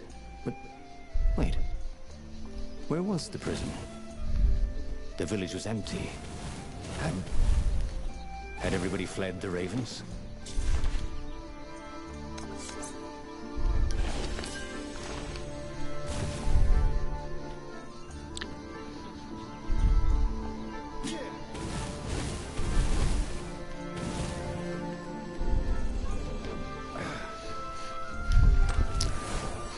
There's two. Please be fresh socks.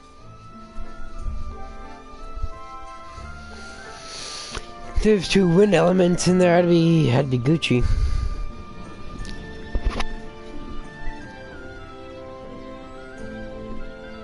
I don't know what it is with me. My obsession with the word Gucci today.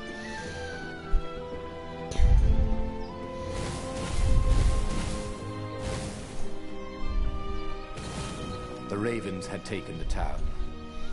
Renato had seen villages emptied like this. All the people taken away to be sacrificed in the Emperor's secret rituals. Renato hoped the people were just hiding. Renato thought of the Iblis stone and shivered. He had no business messing with ancient, cruel artifacts. What he needed was his friends around him. Clear eyes, full hearts. Can't lose.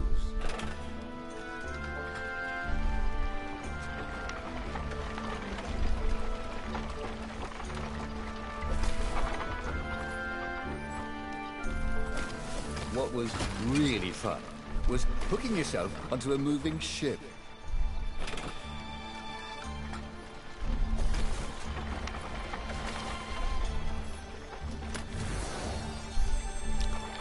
Oh, thank God.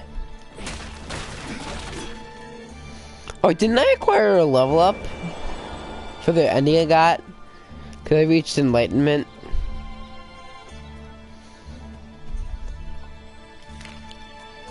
Yes, I did. Now, what I'm actually going to do is I'm going to grab shield hooking. It was more and more extraordinary. And now I have another level.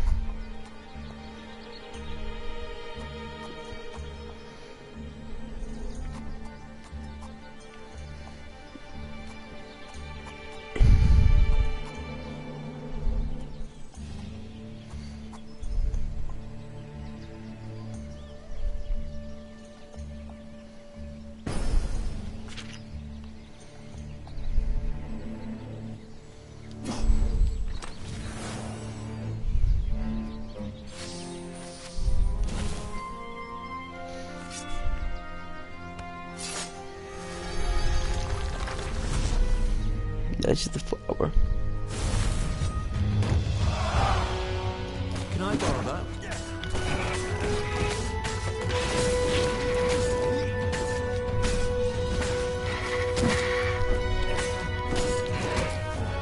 Motherfucker, press triangle. Keep pressing triangle.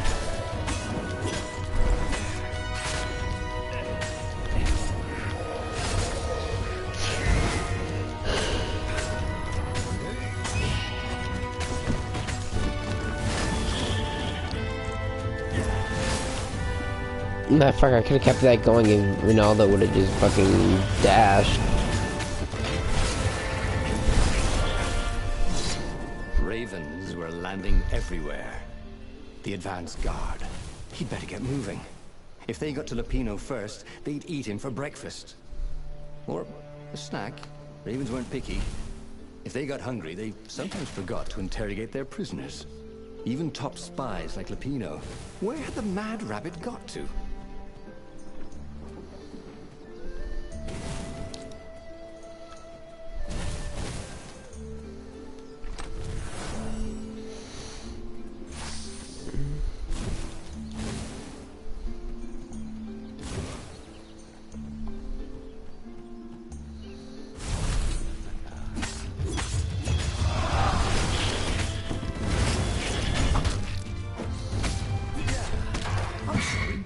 Was that your shield?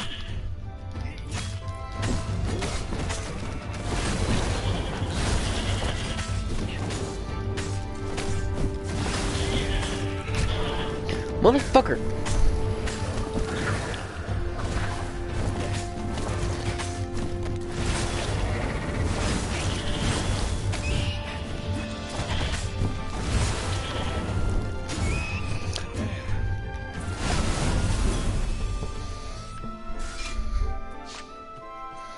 You know, part of the redneck, part of the redneck, part of the Run down his back.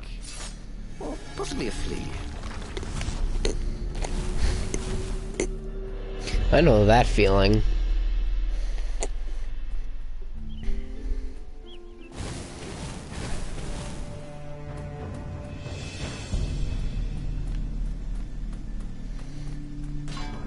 Nope. That's what I thought. I couldn't tell if that was a flame gate or not. But I thought it was a flame gate, and guess what? Lo and behold, I was correct.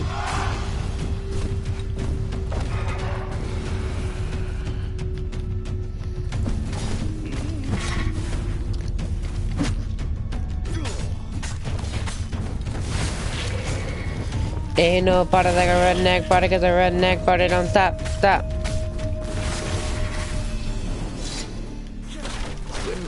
went to the china shop.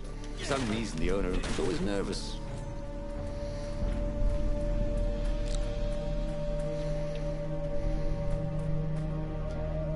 Dirty and bloody, Renato finally reached Lapino.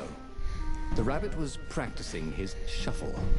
Renato recognized the cards. It was Lapino's favorite deck. Oh, I thought you were in danger. I am. The ravens are coming. Oh, the prison thing. Right, yeah, we see this guard owed me 53 ducats, so we made a deal. They're very reasonable people, actually, for weasels. Now, I got a brilliant plan to kidnap Zenobia. We capture Zenobia, we find out what she knows, and that's the whole war right there. Easy peasy, lemon squeezy. Capture the Emperor's greatest general, who happened to also be a deadly sorcerer, and, oh, his only daughter? That would be worth it. And it would be nice to see her. He'd always had a soft spot for her. And he felt sure she had one for him. On the other hand, he could still get to the core of the Sky Ripper, even if he couldn't get the whole thing. It must have great power. Zenobia wasn't just the Emperor's daughter, of course. She'd been Renato's best friend in Sword Fu school. And you're still mad for her, the rabbit reminded him. The rabbit had a point, and Renato had a feeling she'd want to see him again. Who knows what could happen between the two of them this time around? She knows all his plans, chuckled the master spy. She won't give them up easily. She'll tell the interrogators, all right, said Lapino. Taking her would change the game, all right.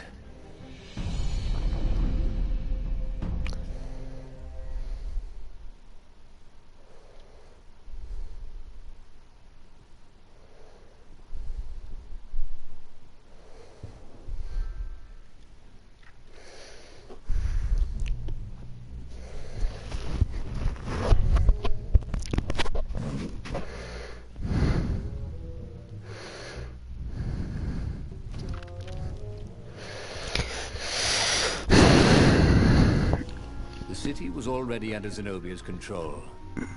I had to admire her efficiency.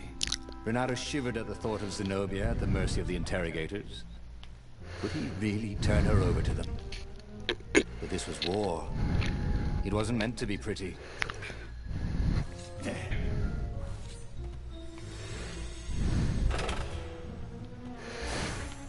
Motherfucker. Didn't want to go down.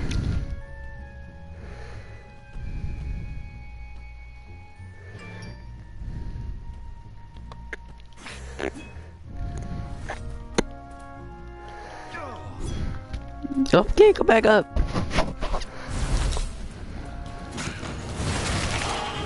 Alas, they had to bury him in a bucket. Actually, several buckets.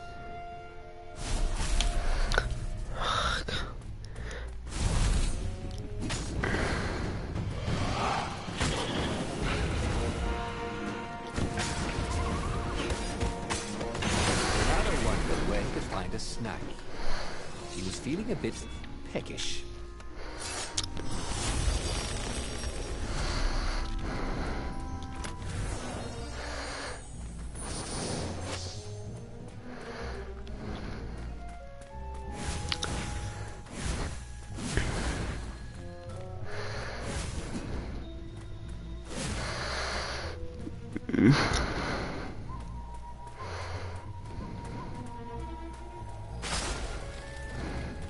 Sleep tight, thought Renato.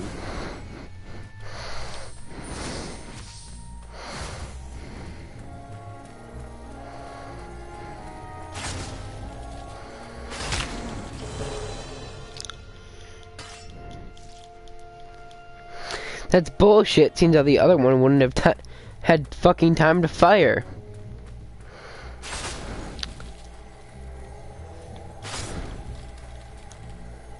What?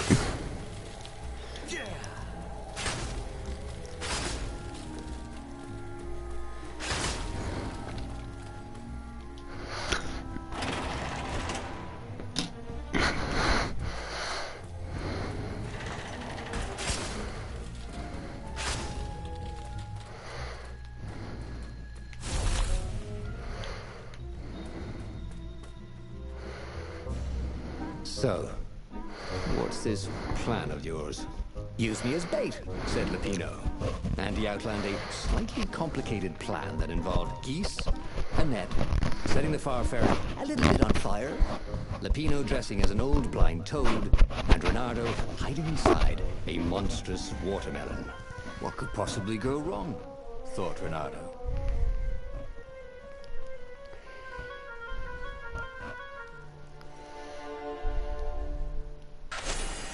Oh, this is gonna be fun, said Lupino, as he ran to go set up his marvelous plan. Hey! Hey, a workbench! He could try out his new bling.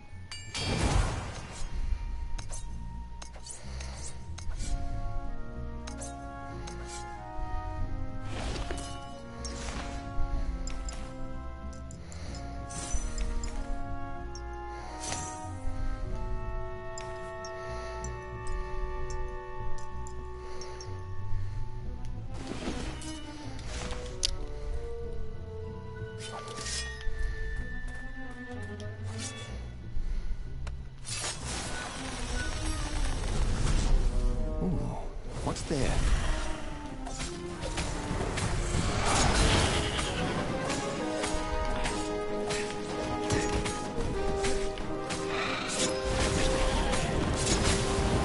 Motherfucker.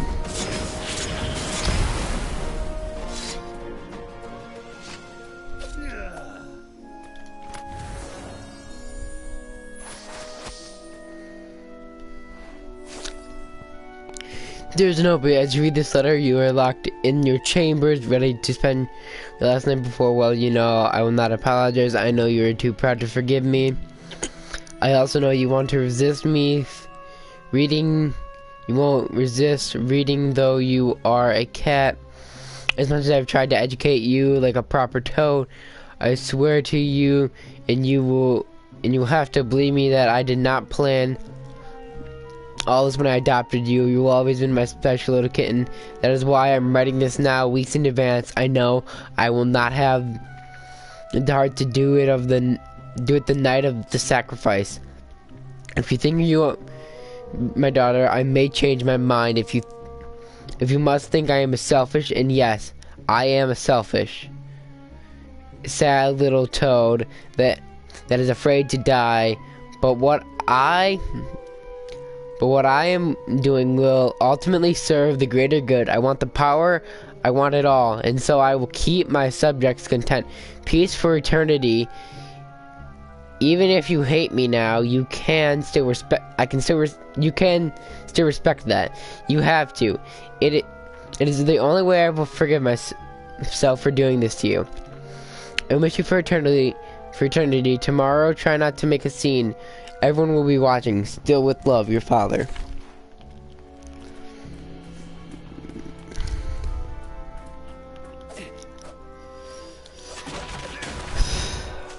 Motherfucker!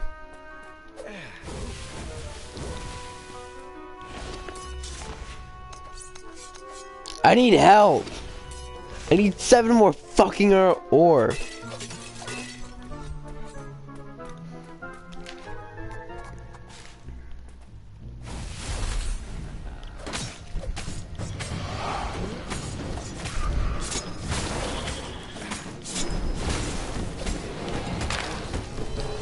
Should have died a pirate, he thought.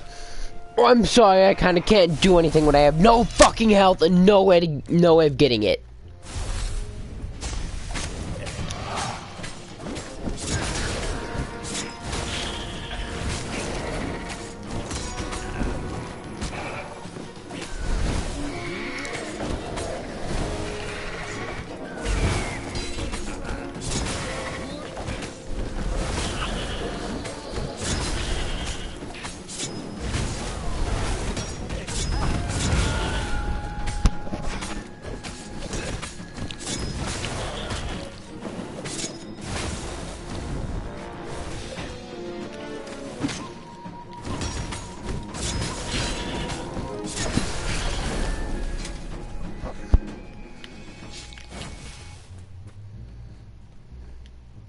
Reynardo felt dubious about the whole plan.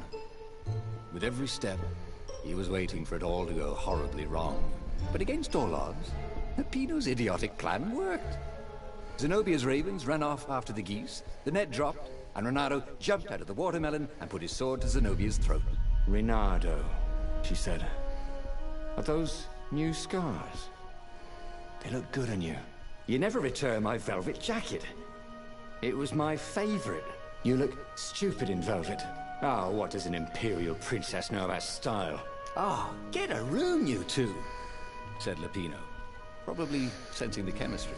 But the fleet was coming on fast, so they took Zenobia east, over the Nexus. She'd vanished from Swordfu School, from his life, without even saying goodbye, without ever telling him she was the Emperor's adopted daughter. Reynardo was aware of her feelings. Maybe this was a bad idea, but was he letting his own feelings get the better of him?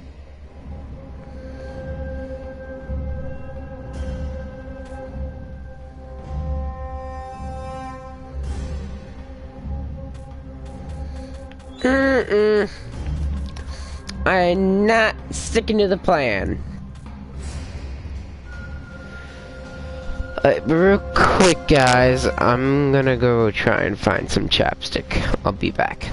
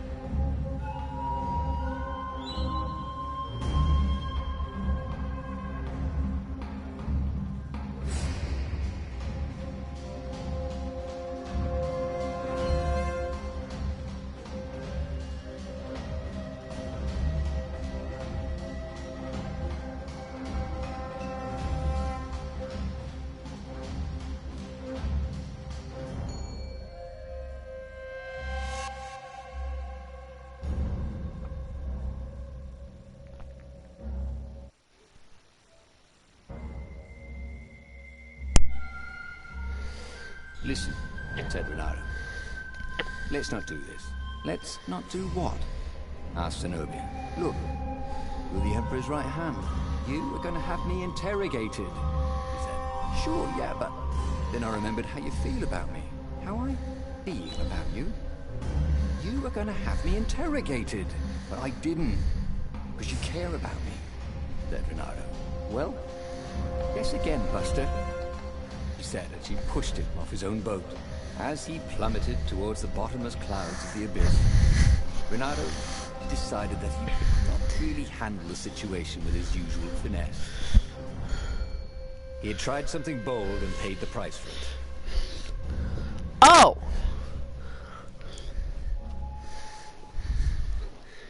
Was that the end?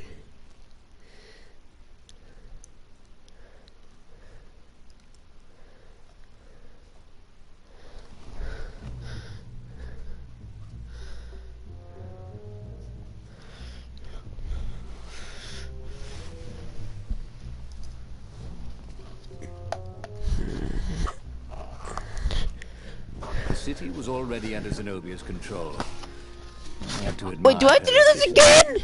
Renato shivered at the thought of Zenobia at the mercy of the interrogators. The fuck? Could he really turn her over to them? But this was war. It wasn't meant to be pretty.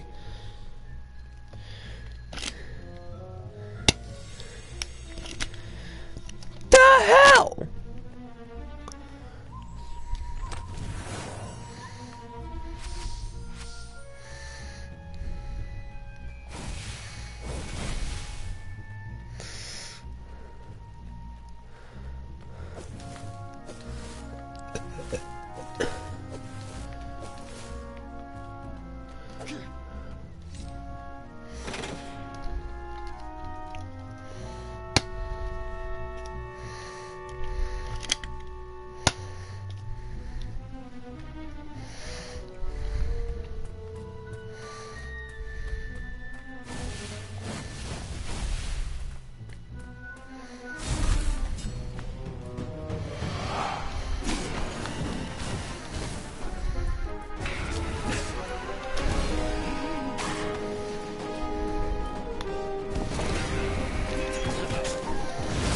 Barely landed a claw on him.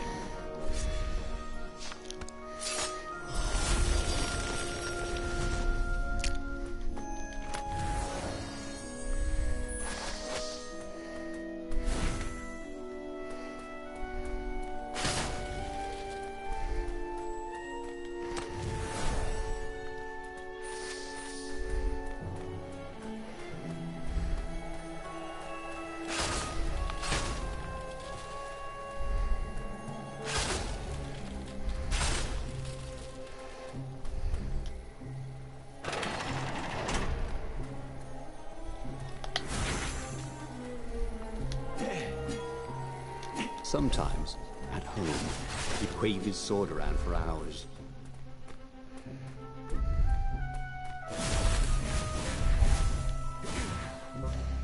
So, what's this plan of yours? Use me as bait, said Lupino. And he outlined a slightly complicated plan that involved geese, a net, setting the Farfarer a little bit on fire, Lupino dressing as an old blind toad, and Renato hiding inside a monstrous watermelon. What could possibly go wrong? Thought Renato.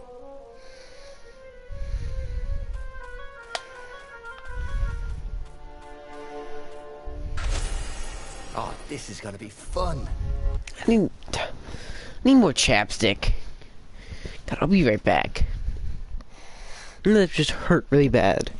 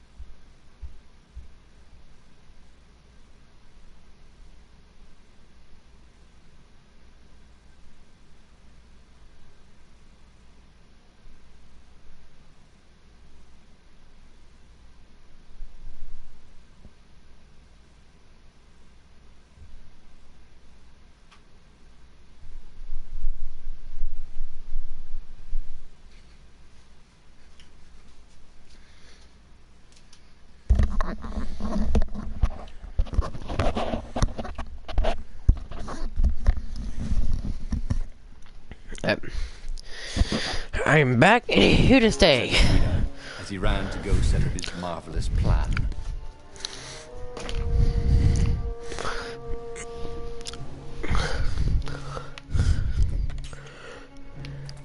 The mysterious sword from the east made you so fast you could catch a fly with your chopsticks. If that's what you really wanted.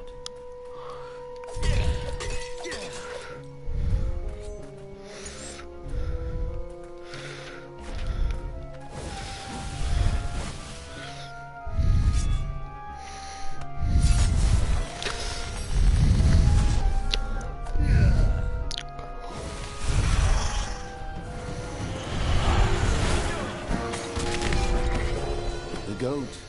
Take the goat across first, Reynardo thought. But it was too late.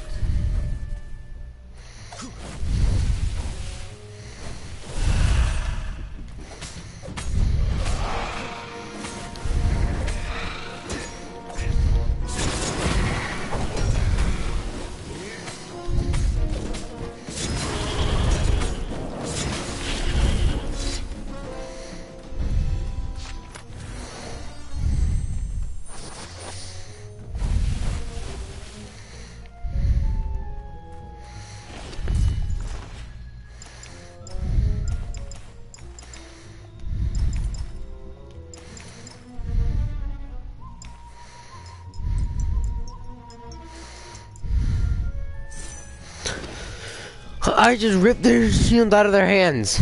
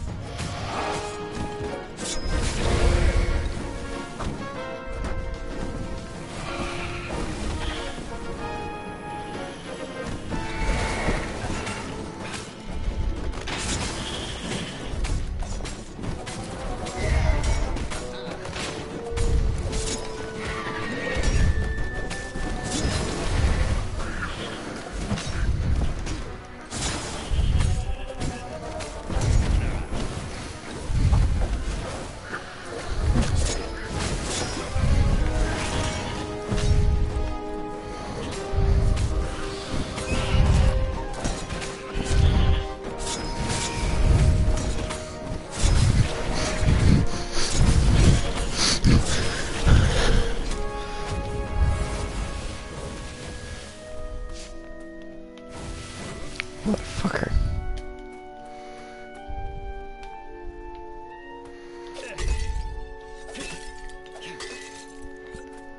No HP.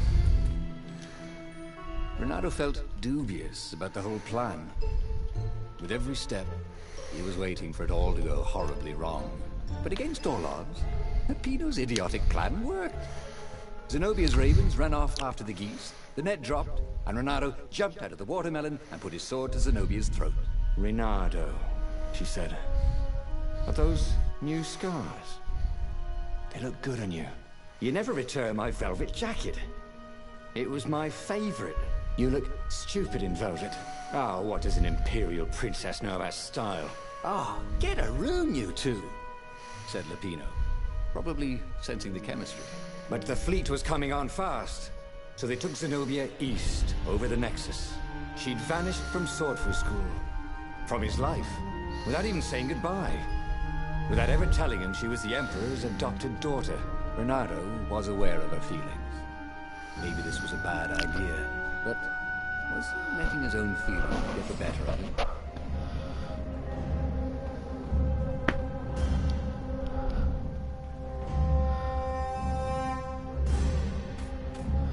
Well, last time I did that, you killed me. Maybe if I had all of these, then you'd work. But I don't. So you know what? Ah, Lupino was right, Reynardo thought reluctantly. She knows things. She recognized his look. You're taking me to the interrogators, aren't you? She said, wide-eyed. And then she jumped, with horror. Reynardo saw Zenobia plummeting. Then he saw the Nexus below them. Cats always land on their feet. Ah, she'll head for the Imperial outpost, yelled Lupino. You have to catch her.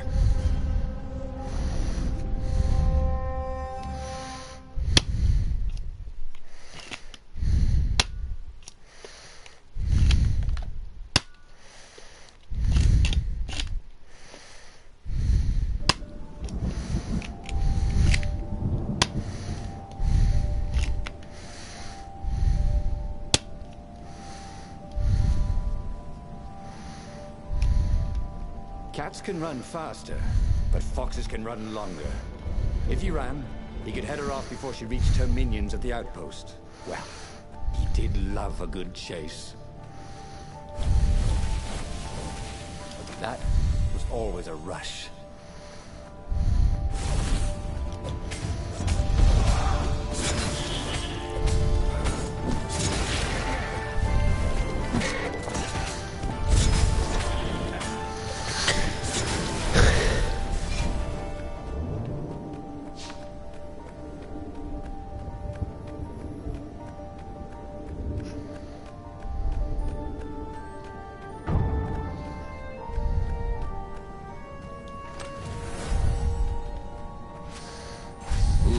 Loved to improve his gear.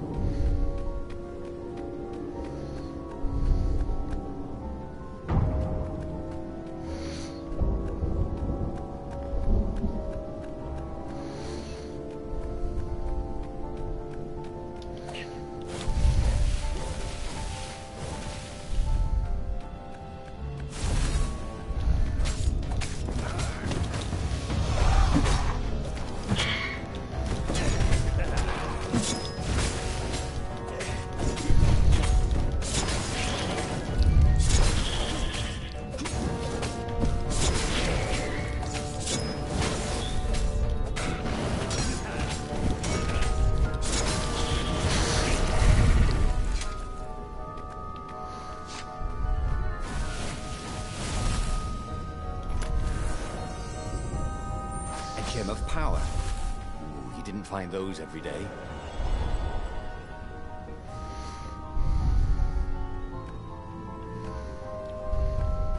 He was closing on her. He could smell her fear. He tried not to think about the interrogators at the secret base. What they'd do to her. Maybe it didn't have to end that way. Maybe he could talk to her. But, after all, there were worse things the Imperials had done to friends of his. There was an inscription on the platform. Balaleka lessons, with an address.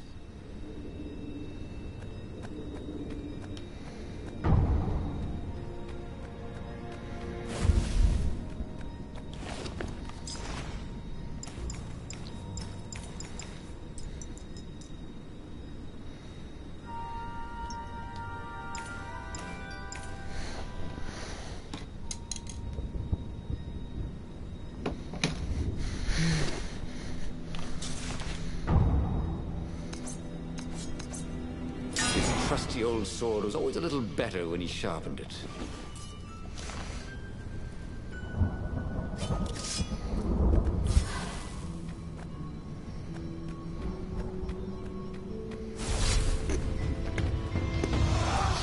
Got it! Finally a useful one!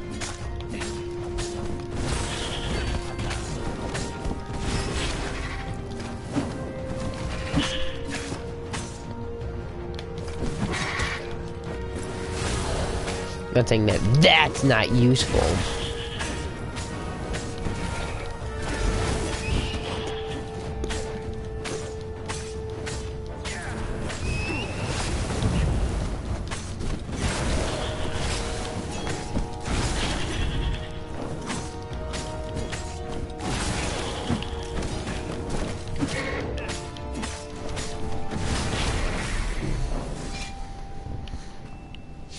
Bernardo reached the outpost.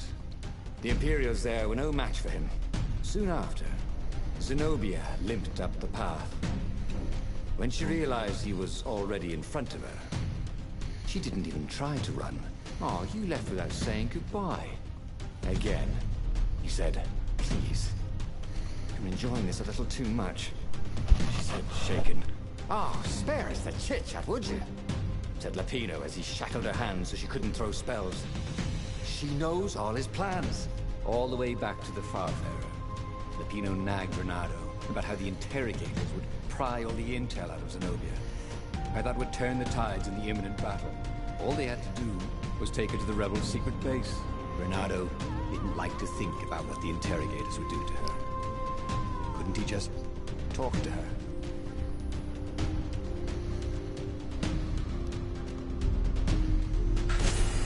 As they pulled away from the Nexus, Renato could see the fear in Zenobia's eyes. I can't take her to those creatures at the base, he whispered to Lupino. Ah, you've gone soft. Soft in the head. We captured her for what she knows. I'll take her to the mountains. Tell all the horrible things the Emperor's done. Yeah, believe me, she'll turn. And he turned the wheel. The hell you will, shouted Lupino, and he grabbed the wheel back from him. The two of them wrestled for control of the ship. It shot off like a mad sparrow. Suddenly, Renato was falling. Am I dead again? Am I dead again?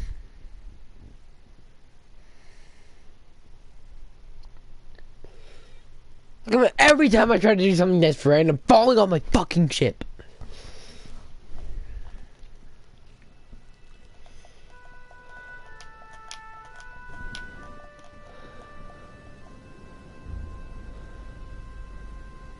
When he came to, Zenobia was standing over him. Why didn't you take me to the base to be interrogated? She demanded. Do you know what's left of people they interrogate? This is some trick, isn't it? To make me fall for you again. Well, I won't. Oh, go on then. Scurry back to your ravens. I can't stop you. But strangely, she didn't. As Renato set off to find the Farfarer, she followed him, keeping just out of sight of the ravens.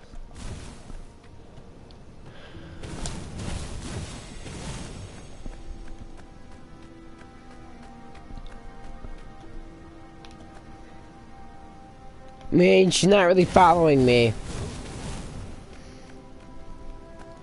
She's just kind of standing here.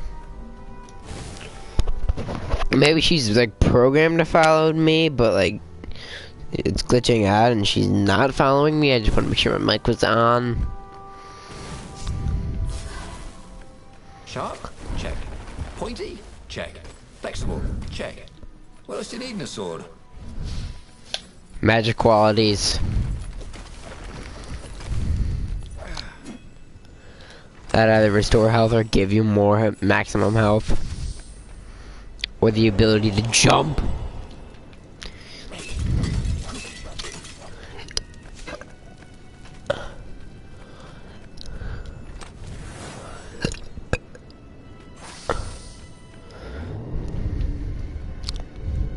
This was much easier than free climbing.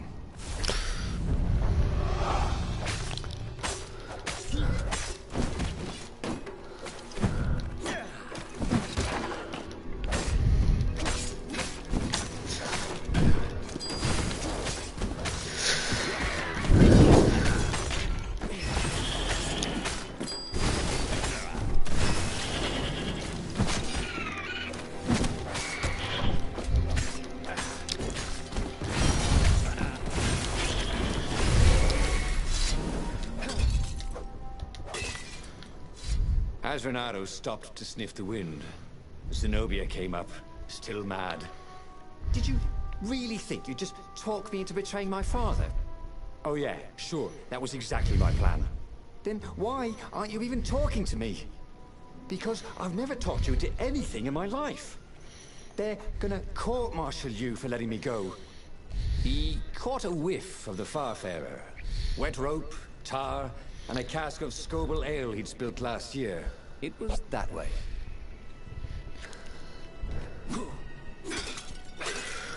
Oh, she's staying behind me until I take out the ravens. Oh. That makes sense. Well, I'm taking this platform. See, I don't know how you're gonna get up here. In fact, I don't even know how you got up here from the last area.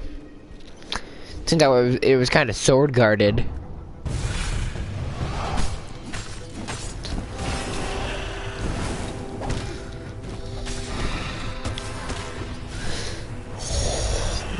Shit. Motherfucker.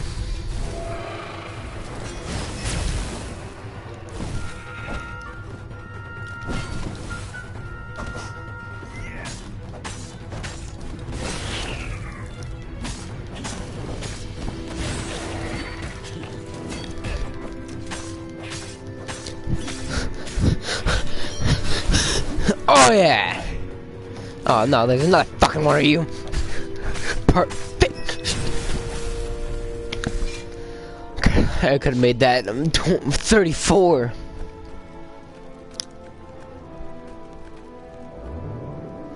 I thought she was gonna come up again.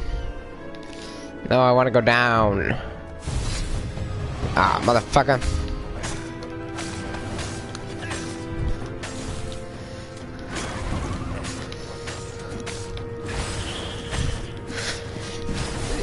Within your aerobics training. Am I right?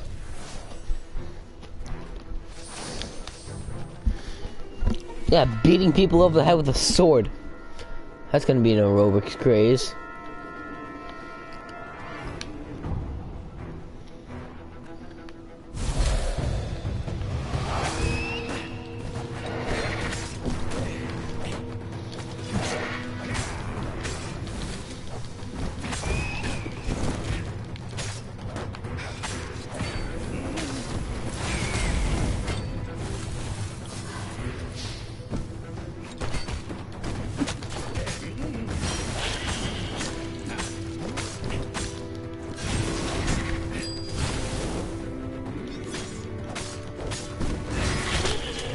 Motherfucker! Reason.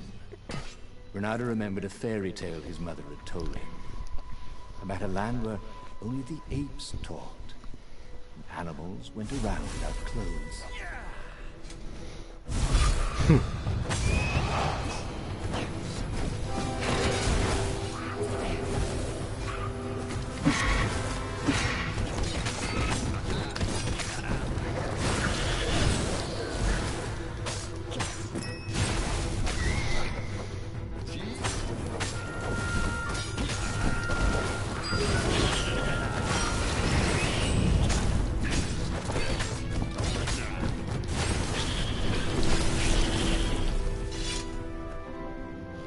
Oh, I had 2 HP. There we go. He wished there were more pylons he could use the hook on.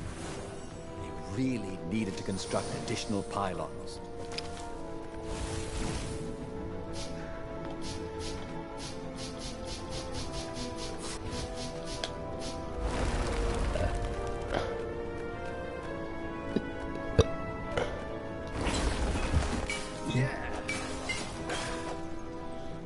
Yeah, I need to grab health from these things and energy. Because with this energy, I can actually resurrect health now. But it draws! And it requires a lot of my energy. That is Superman issue #1, in mint condition in a jar he'd broken. He planned to keep breaking things until he had the whole series.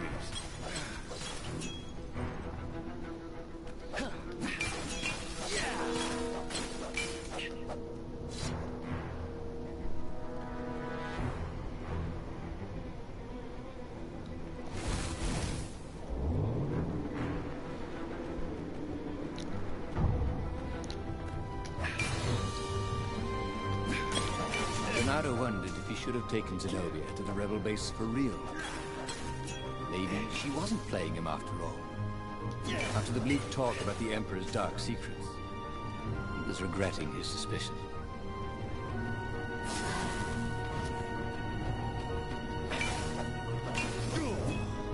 Truth was, Renato really liked the sound his sword made in the air.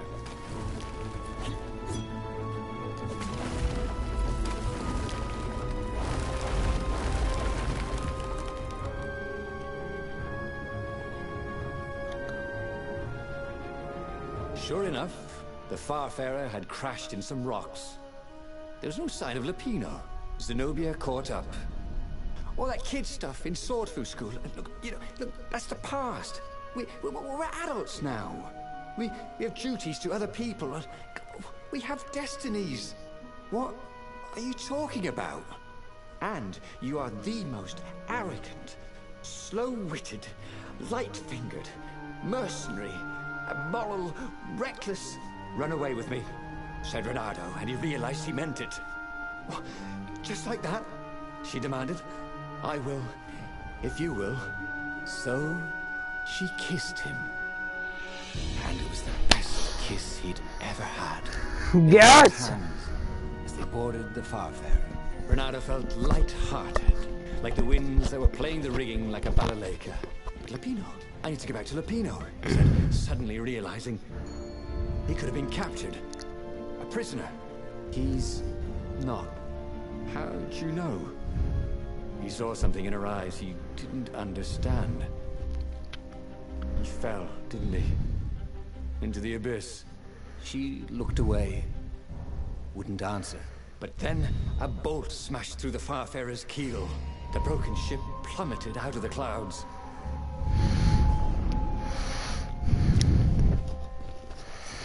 No! Where's the ending where we survive?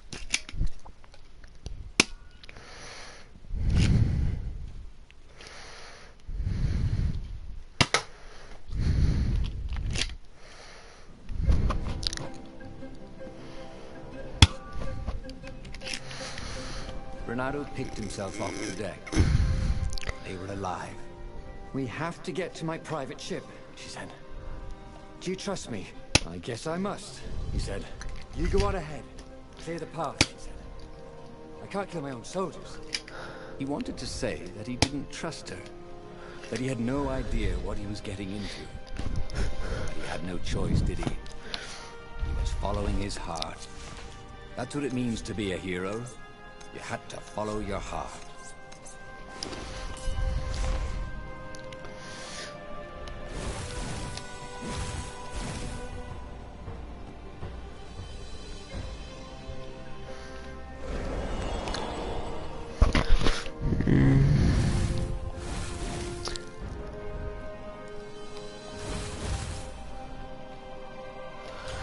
And for the first time!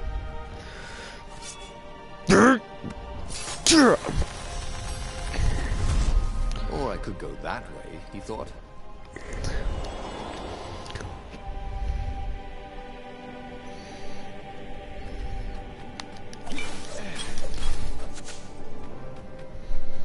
Motherfucker!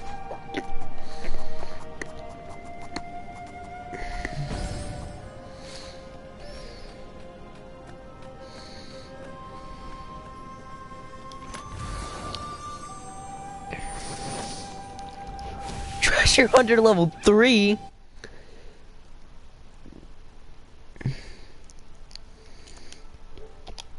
I have 35% of the trophies in this game out of the short time I've been playing it. I've been playing this since I got online like a couple hours ago. Try it. You're hooked. Oh! What am I here already?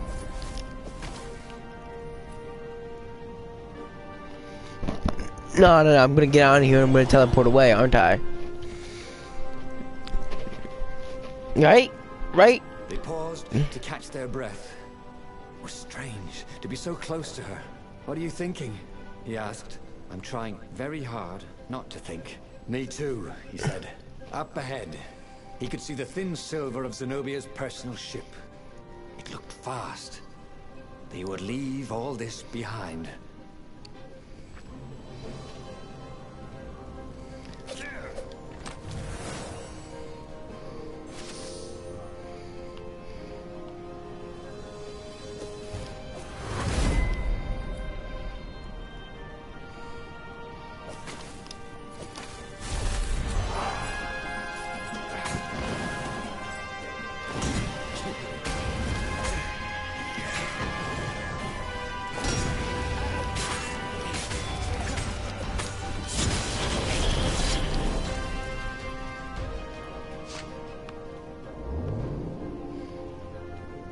Take a leap of faith, said the inscription.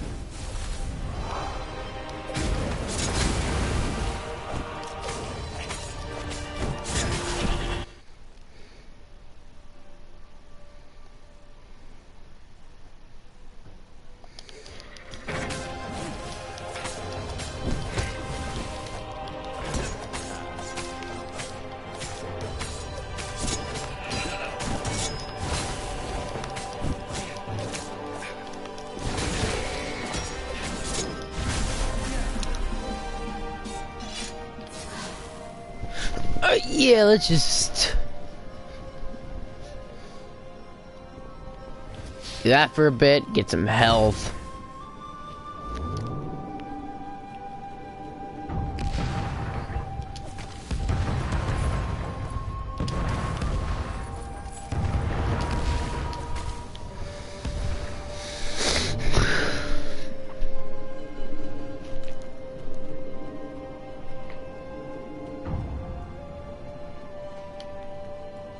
I can't go that way. Because this is not the Olympus Stone run.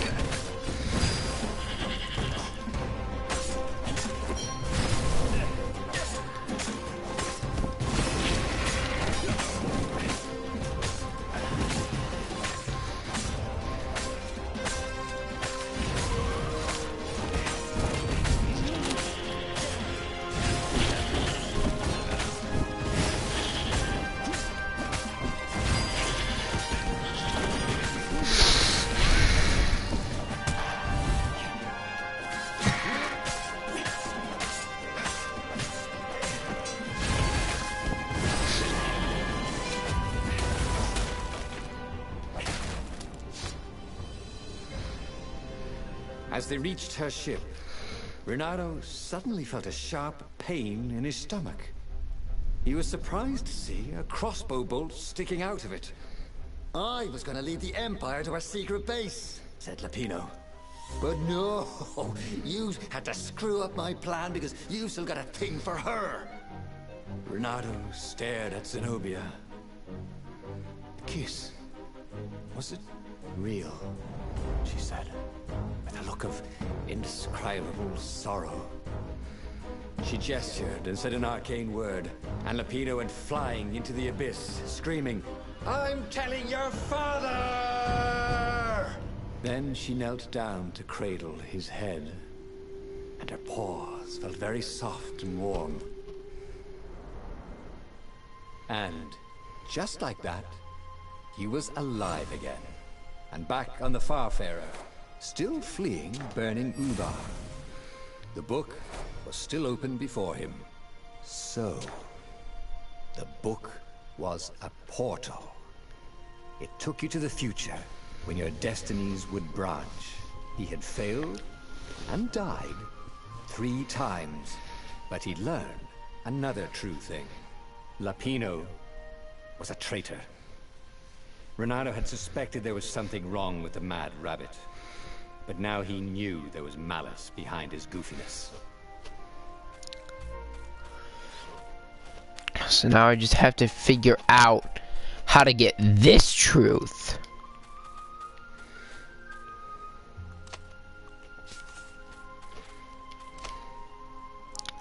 Because I have this truth. I have this truth.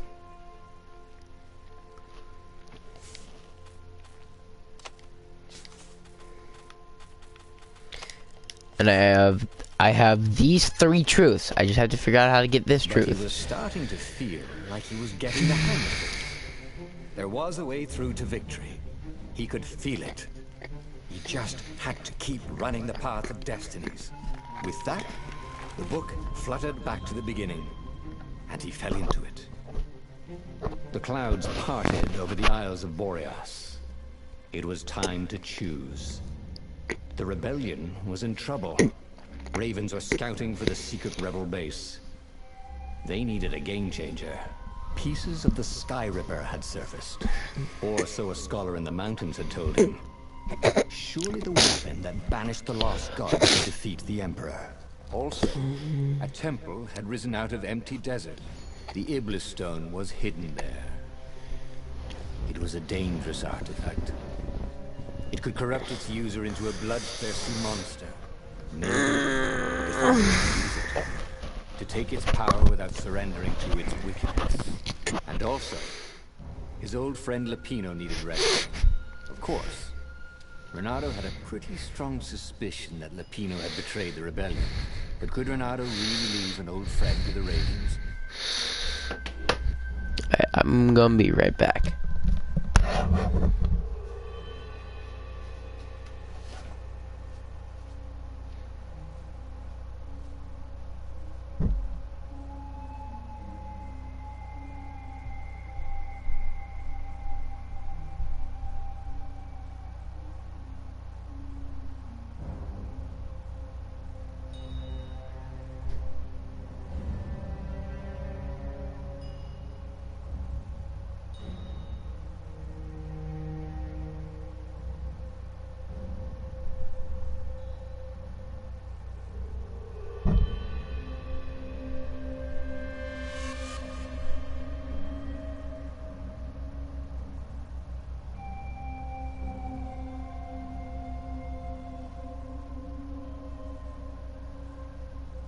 Sub Z.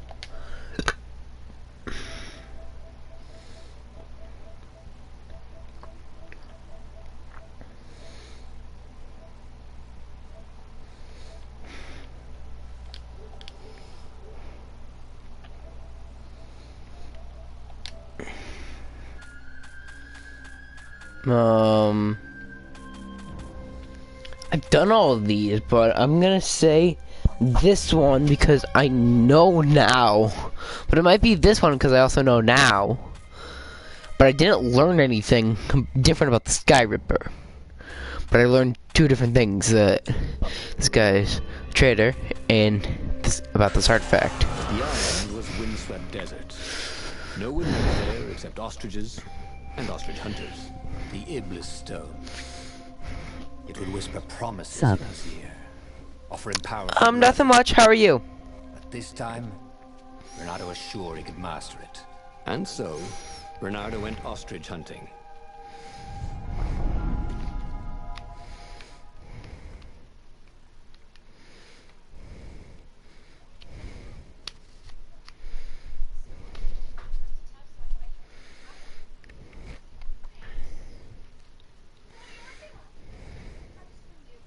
Every child could sing verses about the Sky Ripper.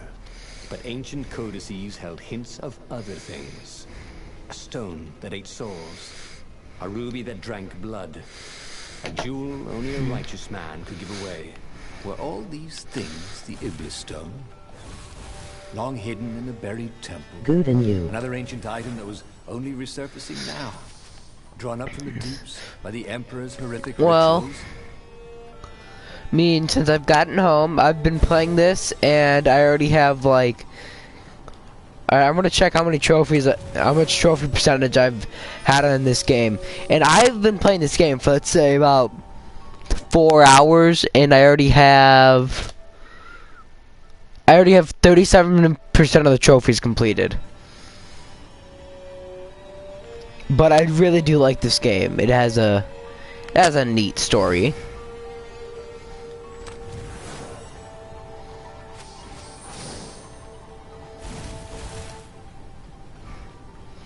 I need more materials, thought Renato. I need more materials. What was he doing here? Last time, the stone had fought him for possession of his own soul. Let's play GTA 5. I mean, I have it.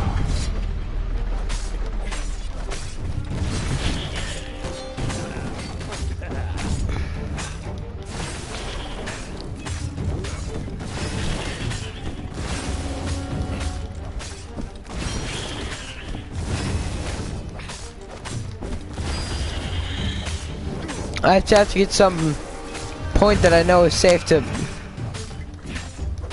end at.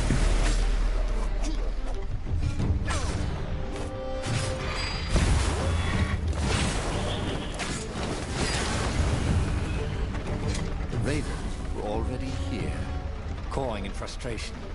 They were still searching for a way in. Good. And he hadn't come too late. Hit me a Wesam Ninja 1220.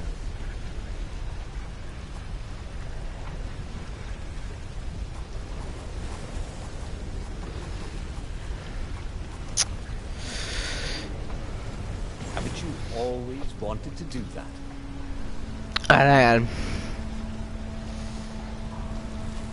Let's see. Let's see.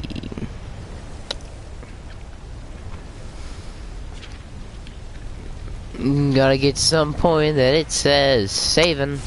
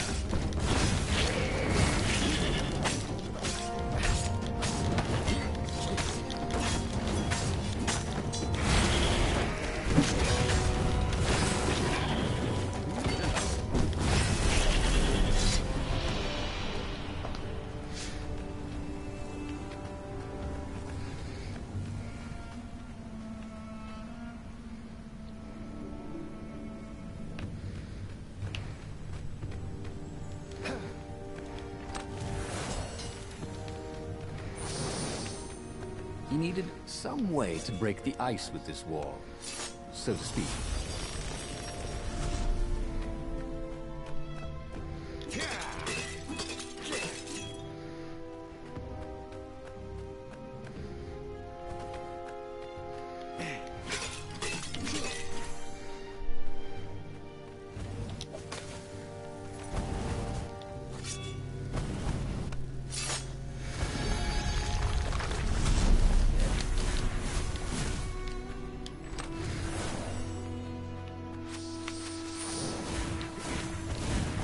Energy spheres.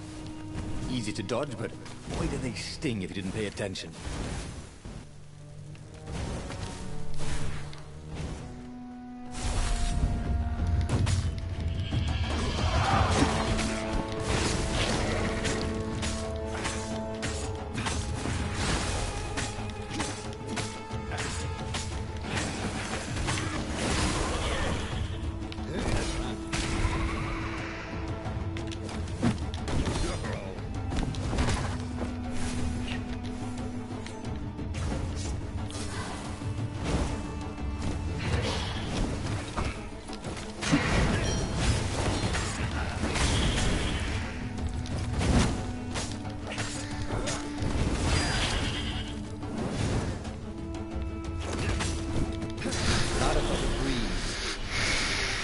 armor. Oh dear, that wasn't good.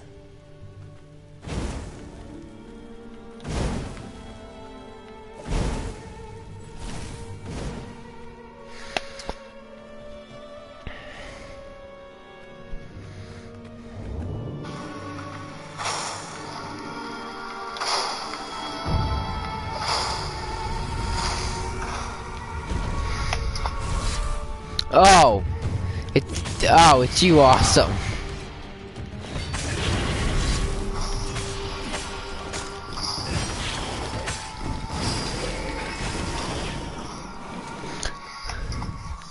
I couldn't hear what my voice thing said, so I didn't know that it said it's awesome ninja. Hi. Sometimes, Renato really hated inanimate objects. Hey, real quick. I'll open this chest.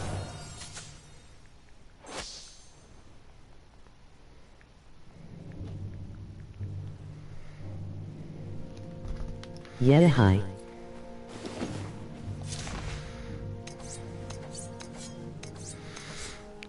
Alright, I'm gonna upgrade my flaming sword.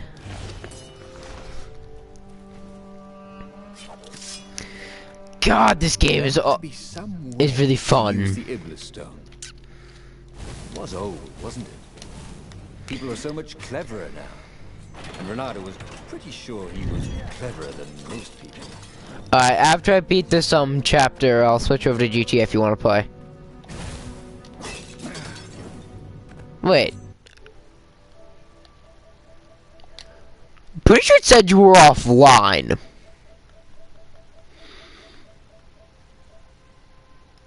Yeah, awesome. You're not on GTA. In fact, you're not even on PlayStation right now. I mean, unless you're just appearing offline.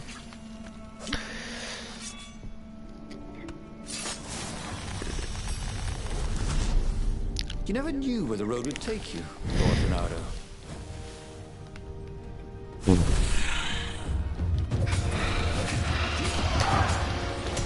I'm pretty sure I just screwed myself out of whatever that item was. Oh, you're just appearing offline?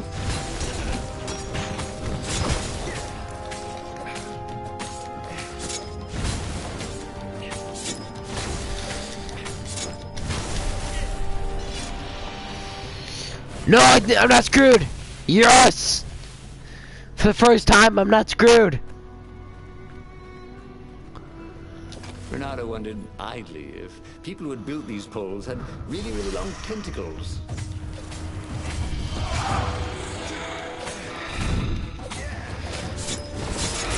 Too many ice magicians!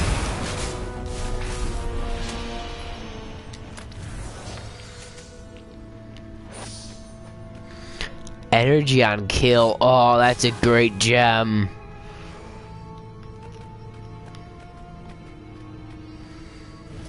It's gonna heal up.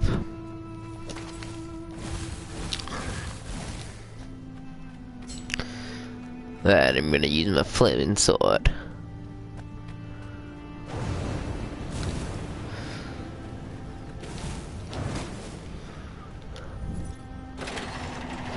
The Ravens at least could not get past this point.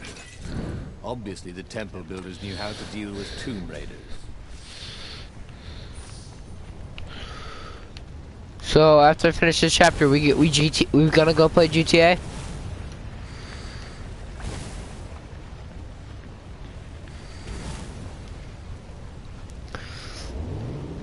Wait, hang on, real quick, awesome. This was one of the achievements. For a tic-tac-toe board. Was to just run around in circles.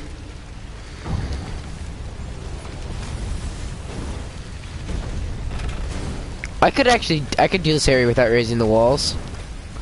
Yay. Yay. Yay to running around in circles, or yay to GTA? It was a stone of the purest blackness. It reflected no light, like a void made solid. Nervous, he picked it up.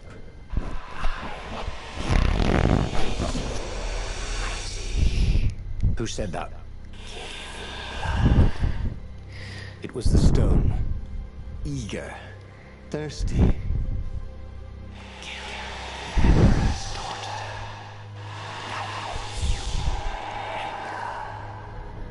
That seemed tempting and terribly wrong. Zenobia was the Emperor's greatest general and a potent witch. But they had been close once, and he had a sneaking suspicion the gem would try to control him. Why not capture the core of Sky Ripper instead? It was the eye of a lost god, torn out by the Transcendent Emperor to power his greatest weapon. "It's the core," said the stone anxiously.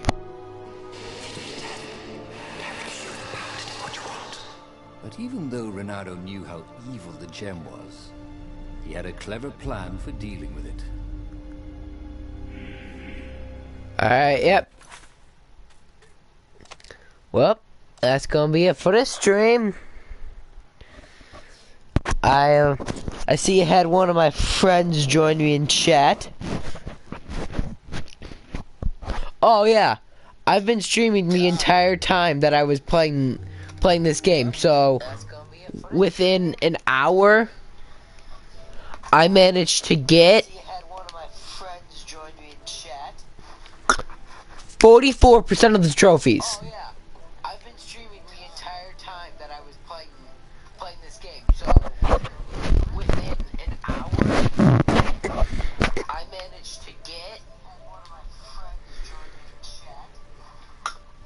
44% of the trophies. Oh yeah, I've been streaming the entire time that I was playing this game. So